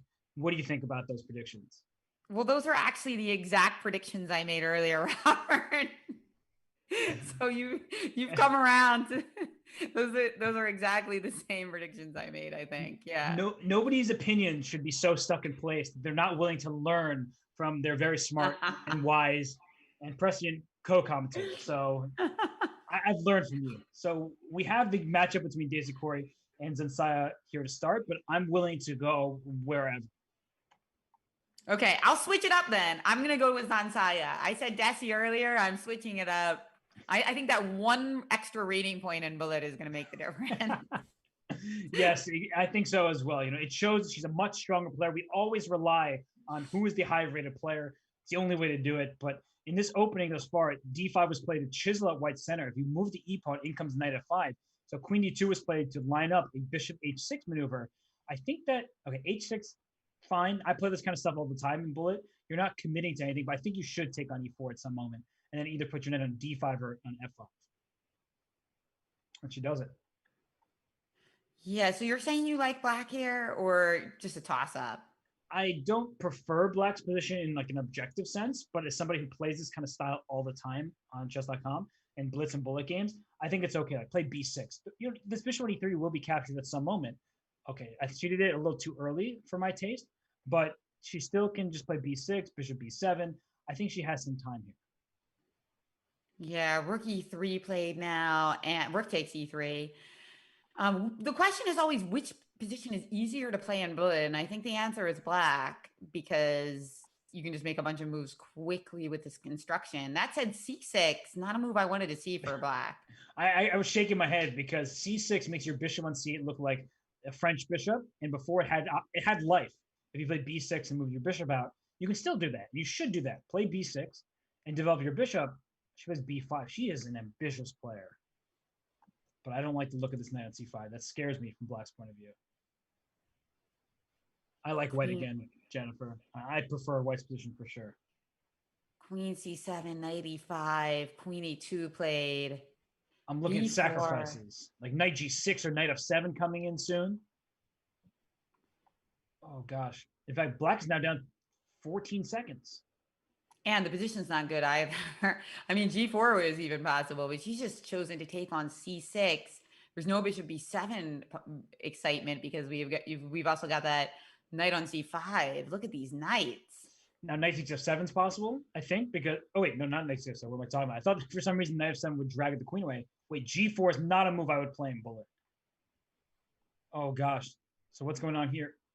Oh, and now she takes an f7, but she took an h4. Okay, she had to because otherwise the king would have been in trouble. But what do you make of this? The time advantage is great for white. Yeah, but the position is a little less controlled than earlier, isn't it? There's things like bishop f6, bishop g5 you have to worry about. I like the look of that. Yeah, you didn't have a lot of worries before. Okay, queen g3, trying to extricate the king, potentially play king h2. And she just won by timeout. So she's now got the 2-point lead, does Abdumalik, 5.5, 3.5. As we move to Olga's game against Ju Wenjun, it's apparently, wait, does that mean Olga won the first? Yeah, she won the first Bullet game because it was 5-3 going into the match. And suddenly this match is the closest. This was the one that started with a 2-game lead for Ju Wenjun, but Olga won the first game. And now it's 1 point where all the other matches have gone to a 2-point lead for Abdumalik, for Sarah Kadem, and for Anna Ushanina. So we can stay here. This looks like a fun battle, but with 6 minutes, just over 6 minutes left in the match clock, anything can happen in all 4 matches. Yeah, amazing. Amazing day that we had. Bishop g3. By the way, I didn't expect Olga to do that well in the Bullet because she was getting into so much time pressure. But there's something about Bullet that even if you're a time pressure addict, you know you just have to go. There's no question. Now, speaking of going for it, Queen H5 here, G6, and we don't have time to take on D5. So she did it anyway. I was wondering about knight D5 first. Instead, she's hammering on this D5 pawn, thinking that if knight F6, we have bishop H4. Right. That's actually a really annoying pin. So Queen F6 was played. I think it's a great move because now we can trade and you can play bishop H4, which will probably be a good move nonetheless, but there's no pin. You're not maximizing some of the pressure here. So she takes on F6 and bishop H4, there's knight E4 or bishop E5, there's still knight E4. She brings back to D7 instead. Safe and sound. No risk by Ju and Jun just yet. All right. Bishop E4, knight A4. Looking at that pawn on B6, it's currently defended by the D7 knight. You play B5. Now very fast, Ju and Jun is playing. I would take and play, I was going to say rook C8 instead, but. Too fast, maybe. She stole a pawn. She's playing, I would say, too fast. And the reason why is not because she's doing anything wrong. In fact, her position is excellent here. But you start getting in this habit of every move you're playing so quickly that when you should sit and think for a couple seconds, you don't do it. And here's a good example. Like, do you take on B4 and allow the capture on F6? No. She plays knight E4. But was that the best move? I'm not sure. Bishop E7 now. She plays it. And bishop takes E4. I think is the only move. She does it. And then rook to D7 coming. Like white has, oh, she took on here. So we're going to see a mass exchange. Oh, this is tough to calculate, honestly. All these moves happening so quickly. Yeah, and it looks like it's a even endgame in the end of the day. And that this one, I mean, there's not a lot of draws in bullet, but this could be one. There is that 1 second increment, so it's not really a pure bullet game, right? I mean, it's bullet, but it's not like I flag you in a totally even position because, you know, I have 10 seconds and you have 20, right? It's a little different. And Ushanina has now a 3-game lead. That match looks locked up for her based on how much time's left in the overall clock with 3 minutes and about 40 seconds. So it looks like Ushanina will go on here. Ju and Jun. Oh, this is a problem now. Active king. Take on D3. Rook C2. No. Rook C2, I thought. Oh, she traded. Huh. Maybe she thinks this is promising as well, but I think that white has enough pawn moves. Yeah, the king can't get in, even though the black king is not active. We have F4, right? Just don't capture don't take on G5 and let you have that past H pawn. As long as I don't do that, I think I should be okay. Okay, and now King E3, and it looks like you're locked out. You're locked out. But if I'm Ju and Jun, I don't accept the draw. I keep playing. Like, well, you can only play for so long, but you try to waste some time in the match clock. How do you play for A4 or something? Okay, next game. As this retains the closest match, as you said, Anna Ushina is running away with it. And Irina. I'm going to go to the Abdulmalik game against Desi Corey because Desi Corey is on the verge of winning this game. And if she wins it, she will only be down 1 game. But she has to make sure she doesn't blunder a knight fork or some kind of draw here. So, okay, she's doing this well. This is going to be a good match if she does win this game. Oh, it's winning now. King G7, King G8, and there's knight E7. So here, King H7, King H8, you end up promoting your pawn. This is a win. There it is. Mm-hmm. Hello, queen. And you can even just sacrifice your queen for this knight at any moment. And she should do it. She's still 2+ minutes in the match clock. She will get another game after this. So she doesn't have to worry about needing to win in 5 seconds. So actually, Zansaya is smart here to play this out. Play to checkmate. Waste time. Oh, she resigned. After I said there's 2 minutes left. So this probably is the last game. But Desi Corey, if she wins, she ties the match. So, oh my gosh, Jennifer, this match in the Ju and Jun game. I think we'll go first to Ju and Jun because that game's a little farther along here. And Olga Giria needs a win, and her position looks excellent. And look at that Scandinavian. I'm glad as a Shahade, I'm glad I switched my pick to Abdulmalik, Robert. And you switch Abdulmalik, but I switch over to Olga Giria's game. And what's happening here? Isn't black up a pawn? And with this looks like a big problem for Ju and Jun. Ju and Jun in trouble. Oh my gosh. It's a clean pawn, huh? Clean pawn. Bishop E6 played. And maybe it's even more than a clean pawn. Potential weaknesses in white's position as well. That G3 square was juicy. Knight F4 threatening. Bishop takes knight, followed by knight D3 check. And that's a big 4Q.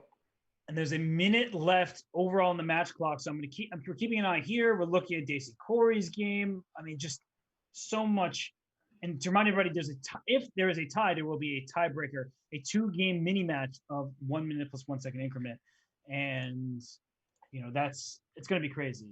I think we're going to get one. That's my prediction. Because look at this. Knight takes G2 check. Dominating. That's a second pawn. Bishop H6. Not only that, our pieces Rook takes are D2 all over her. Knight H3 check. Now Rook takes D2. Oh my gosh, Bishop F4 is checkmate coming. She resigned. And there it is. We have a split match. Wait, but there are 25 seconds left. We will get one more game. Oh, you're right. Oh my gosh. So this one is probably going to be decisive. Unless it's a draw. She could have lost on time to go straight to the tiebreaker, but she probably, you're not thinking like that. You're like, okay, I just have to resign. This is awful. But now she's the black pieces in the final game. Let's go to the Abdulmalik game because it's crazy. There's a king on D7 out in the open, but Daisy Corey is up a couple pawns here. And if she wins, she ties her matchup too. Wow. And this one, by the way, the time is up. So this one will be the last game. I don't know. Okay, so Bishop E4 played 26 seconds for Abdulmalik. She's taking her time on this move. Bishop H3, threatening G5 check. That's scary. That's really scary. And she allows G5 check, and she'll play Rook E6, I guess, to block it. Yeah. But Bishop F5, queen takes D3 would be winning a queen. So she's instead going down in exchange here. I actually still like this for black, though, because you have the potential of past pawns. Like, I can Bishop C4. You have all your pawns protected by this bishop. I mean, how many pawns does black have? It's 7 on 4, 3 extra pawns for the exchange. No, this has to be good for black. Wow, and now Rook D2, and how do you defend the fourth? Okay, you get E6. You get E6. That's good. But the king's now coming to C5, which is a cozy little spot. Bishop D3. You want to protect that pawn on H7. But, okay, doubled rooks on the second. And all Zansaya needs is a draw. So if she can make a perpetual at some point, she's going to go for it. Or she should go for it. And she's actually just pushing her pawns. Can she just Don't blame her. Don't blame her. I don't at all. I wish black could have gotten a little faster, actually. It feels like she's been doing a lot of things other than pushing her pawns. Because now that H pawn is just too strong. It's about the best pawn, not the quantity here. And now it looks like Abdulmalik's gonna get this one done. What a crazy game this one was. Even though everyone was probably Rook G1 check, take on G5. What's going on? It has to be still winning for white, but barely. Like, I see 2 passed pawns against a rook, I get scared. And but luckily for Abdulmalik, even a draw saves her the match, right? That's true. Oh yeah, so she's good. She wins this match. So let's go to Olga Giria versus Ju Wonjun. This position is now completely winning for Abdulmalik. She's actually just going to play F4, F5, and so on. Let's go to this game here. And Ju Wonjun, Olga Giria, if there's a winner, they win the match on the spot. If it's a draw, they go on to a tiebreaker. White is up a pawn here, just 1 pawn, and should have good chances. She's up a pawn, and there's those double pawns on the F file, so it should be pretty promising. Yeah. Even time, I think white's gonna win this. I think Olga's gonna make it through. Look at that. Rook takes A3. Now we got the pass B pawn. But we know how good Ju Wonjun is at the defense, so don't count her out to the very last minute. Yes, we saw her actually win that game with rook and 3 pawns, down a pawn against rook and 4 pawns. But she won that game. She just needs to stop this B pawn, and it's easier said than done. But she keeps giving checks. She put a rook behind the pawn. This is great defense thus far. Good move, rook to B7. You're forcing the bishop to commit. The rook comes to B6, but now you can play bishop D7 again, stopping B5. This is not easy. Oh, but now B5. Push that pawn through. And yeah, that's what it's all about. Oh, this is bad. Because if king comes to E7, there's also sometimes rook H8. But B7 now. Oh, bishop D5? Clever. But just B7. No, you've won. Your bishop on E4 protects the pawn. This is Olga Giria taking this one. Yeah, just move the rook and queen. And Olga Giria does manage to advance against the women's world champion. Huge congratulations. What a match that was. Wow. So we end up getting no tie breaks necessary. Olga Giria with perhaps the upset of the entire Women's Speed Chess Championship, beating Ju Wonjun in the opening round. And what a performance it was from her, because if I'm not mistaken, she was down 2 points and won the final, or won 3.5 of the final 4. Is that right? Yeah, and I thought it was going to be ugly for her. I got this one prediction completely wrong because not only did I not predict the winner, but I also thought it was going to be a blowout for June Wen-jun because in the Blitz game, she was always ahead on time. Wow. I mean, I'm shocked by that performance there. Amazing by Olga Giria. She fought tooth and nail to the very stretch. We will have an interview, so we're going to take a quick break while we set up this interview. And when we return, we will be able to ask some great questions. So let us take our quick break, get everything set up, and we will return in just a few minutes.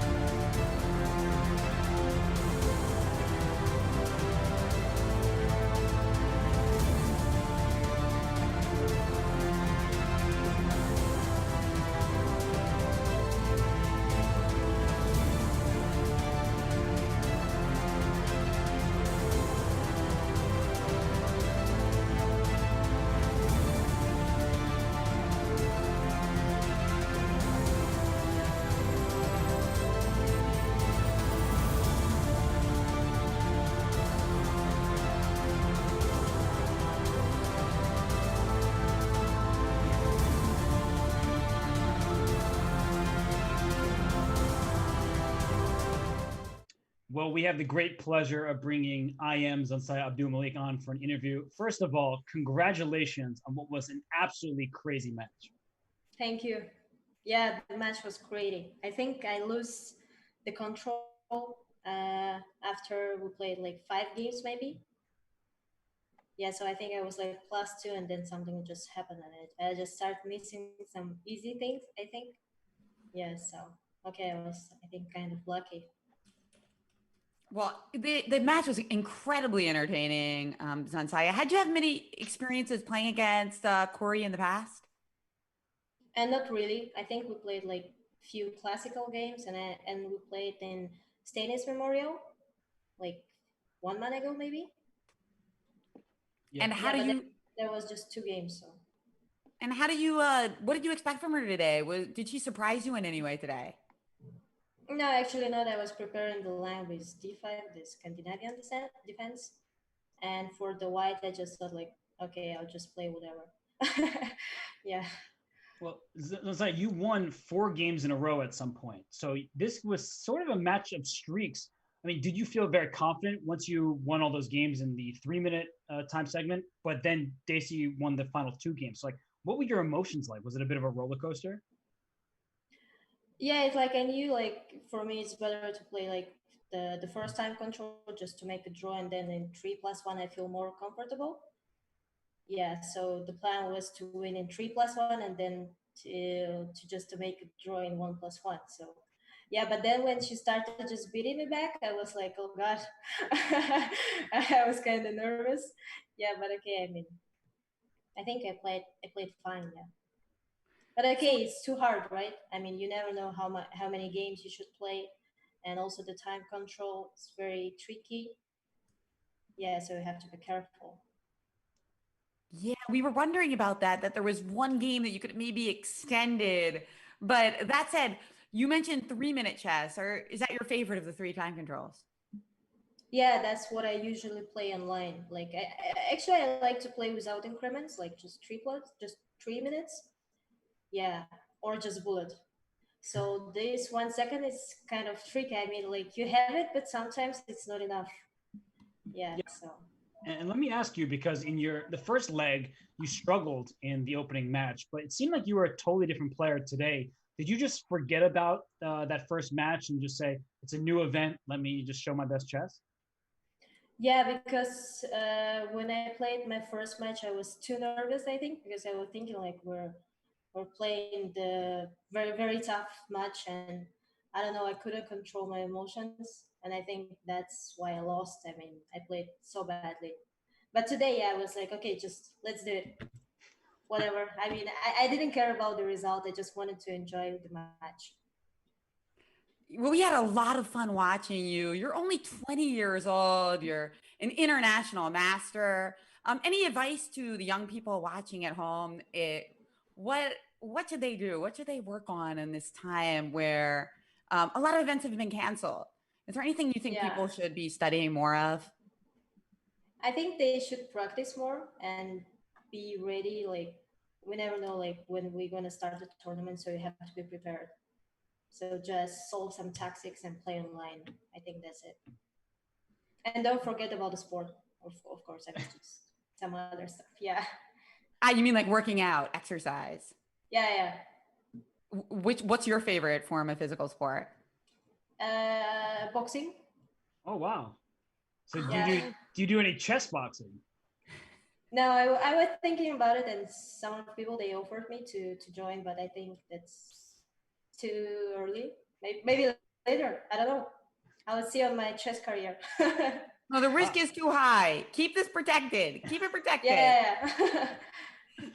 Just sparring, just sparring. So who are you going to box next? And if you had to box somebody in the women's speed chess championships, who do you think would be the strongest adversary? I think Kasinuk. She's a Yeah. tough one. Yeah. She seems like the type of person who's just going to be good at everything she does. Like, you know, Yeah, she's really strong. especially a competitive endeavor.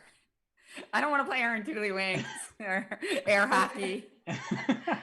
Well, speaking of really strong inside, you next play against Katerina Lucknow. Do you have any special preparation in mind, or what's your mindset like facing such a strong player?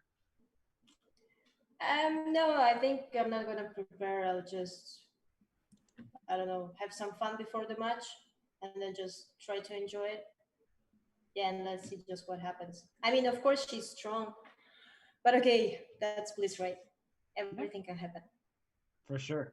Well, I really like your optimistic attitude and your outlook. So thank you so much for joining us. We really appreciate having you, and congratulations once again. Thank you. Thank you. Thanks for joining us. Congrats. And you just heard from Zansaya Abdumalik, as you see here on the bracket. She moves on to face Katerina Lochno. She said, hey, she's a very strong player, but I'm just going to have fun with it. And Jennifer, we look across the bracket now. We see Vaishali, once again, she's made her way into the quarterfinals. In the first leg, she made it all the way to the semis, but here she faces Valentina Gunino. Do you have Gunina favored in that matchup? What do you think? Let you go first. I'm going to go with Gunina. I think that Valentina has shown excellent chess throughout the WSEC, and she has the practice. She went through all 6 qualifiers. She was the last person to qualify for the event. I think she has her nerves under control. She's played excellent match after excellent match. She's been down in some matches to come back against June in the first Grand Prix leg. So I think that Gunina has to be the favorite, but I will never count Vaishali Rameshbaru out of any single match because she is such a tenacious defender. Absolutely. And I think that the matches on the other side of the bracket have at least one are really close, actually. I can't pick favorites in these matches, actually. I think they're so tough. I mean, I'd have to go with Olga, considering she beat the women's world champion today. But Anna Ushina versus Hou Yifan. I mean, normally you would give Hou Yifan a huge edge, but her time issues today, Robert, I mean, that might be a toss-up. And based on today's play, I might even go towards Anna. Yeah, hopefully for Yifan, she does something about the internet connection, because that is incredibly worrisome as you get into the quicker time controls. And when you have a player like Ushanina, who won the first leg and is playing such good chess, that you have to have everything together. You don't want to be worrying about my internet connection or this and that and the other thing. So you need to focus strictly on the chess. I think that Yifan has to be the favorite based on overall chess skill. But Anna Ushanina has proven time and time again she is not to be underestimated. So my 4 picks will be Yifan, Gunina, Lochno. I'm going to go with the favorite there, even though I think Zansai has a clear chance. And that 4th match, I'm going to go with Sara. Something tells me that she can handle Olgiria, though I think if I was going to take a step back, I think Olga is probably the slight favorite, but I'm going with the upset with Sara. Okay, well, I'll go for the upset in the Zansaya Abdumalik match. So I'll go for Abdumalik. I mean, learning that she's been boxing, by the way, I saw Photo Chess in the chat. She said she's been boxing for 6 years. She's got that killer instinct. I'm going to go for Zansaya, Olga, Anna, just because I'm worried about that internet issue. And also Anna's not playing really well. So I'm going to go for the upset in that match. And then, I know how great Valentina is in attacking. So that's the one match that I'll agree with you, Robert. See, I think I've learned my lesson. I'm going to start agreeing with you. So my choices are now Zansaya, Olga, Anna, and Valentina. Those are my new choices because Jennifer has proven quite wise this far. And I think that we will have – there are close matchups. It's hard to predict them, and it's going to be fun regardless. So let's remind everybody that tomorrow we will be back, same time, same place. It will be the quarterfinals. You see there, leg 2, July 2nd. That's what we're going to have a day from now. And Jennifer, it was such a fun day for me because the matches were close. You're a great person to commentate with. We've known each other for a long time. We don't get this opportunity so often, but it's been an absolute pleasure. I've had so much fun as well. It is going to start tomorrow at 5:30 Pacific time. That's 8:30 where I am in Philadelphia. And I want to thank everybody in the chat and all the viewers. We had so much fun today. And if it keeps up like this, it's going to be a really fun week and weekend. It certainly will. So thank you, everybody who's been watching. Thank you to the staff behind the scenes doing such a good job. And thanks to the players who have made this a really fantastic and special day. On that note, we're going to sign off here, but tune in tomorrow for more FIDE Chess.com Women's Speed Chess Championship action. See you guys tomorrow.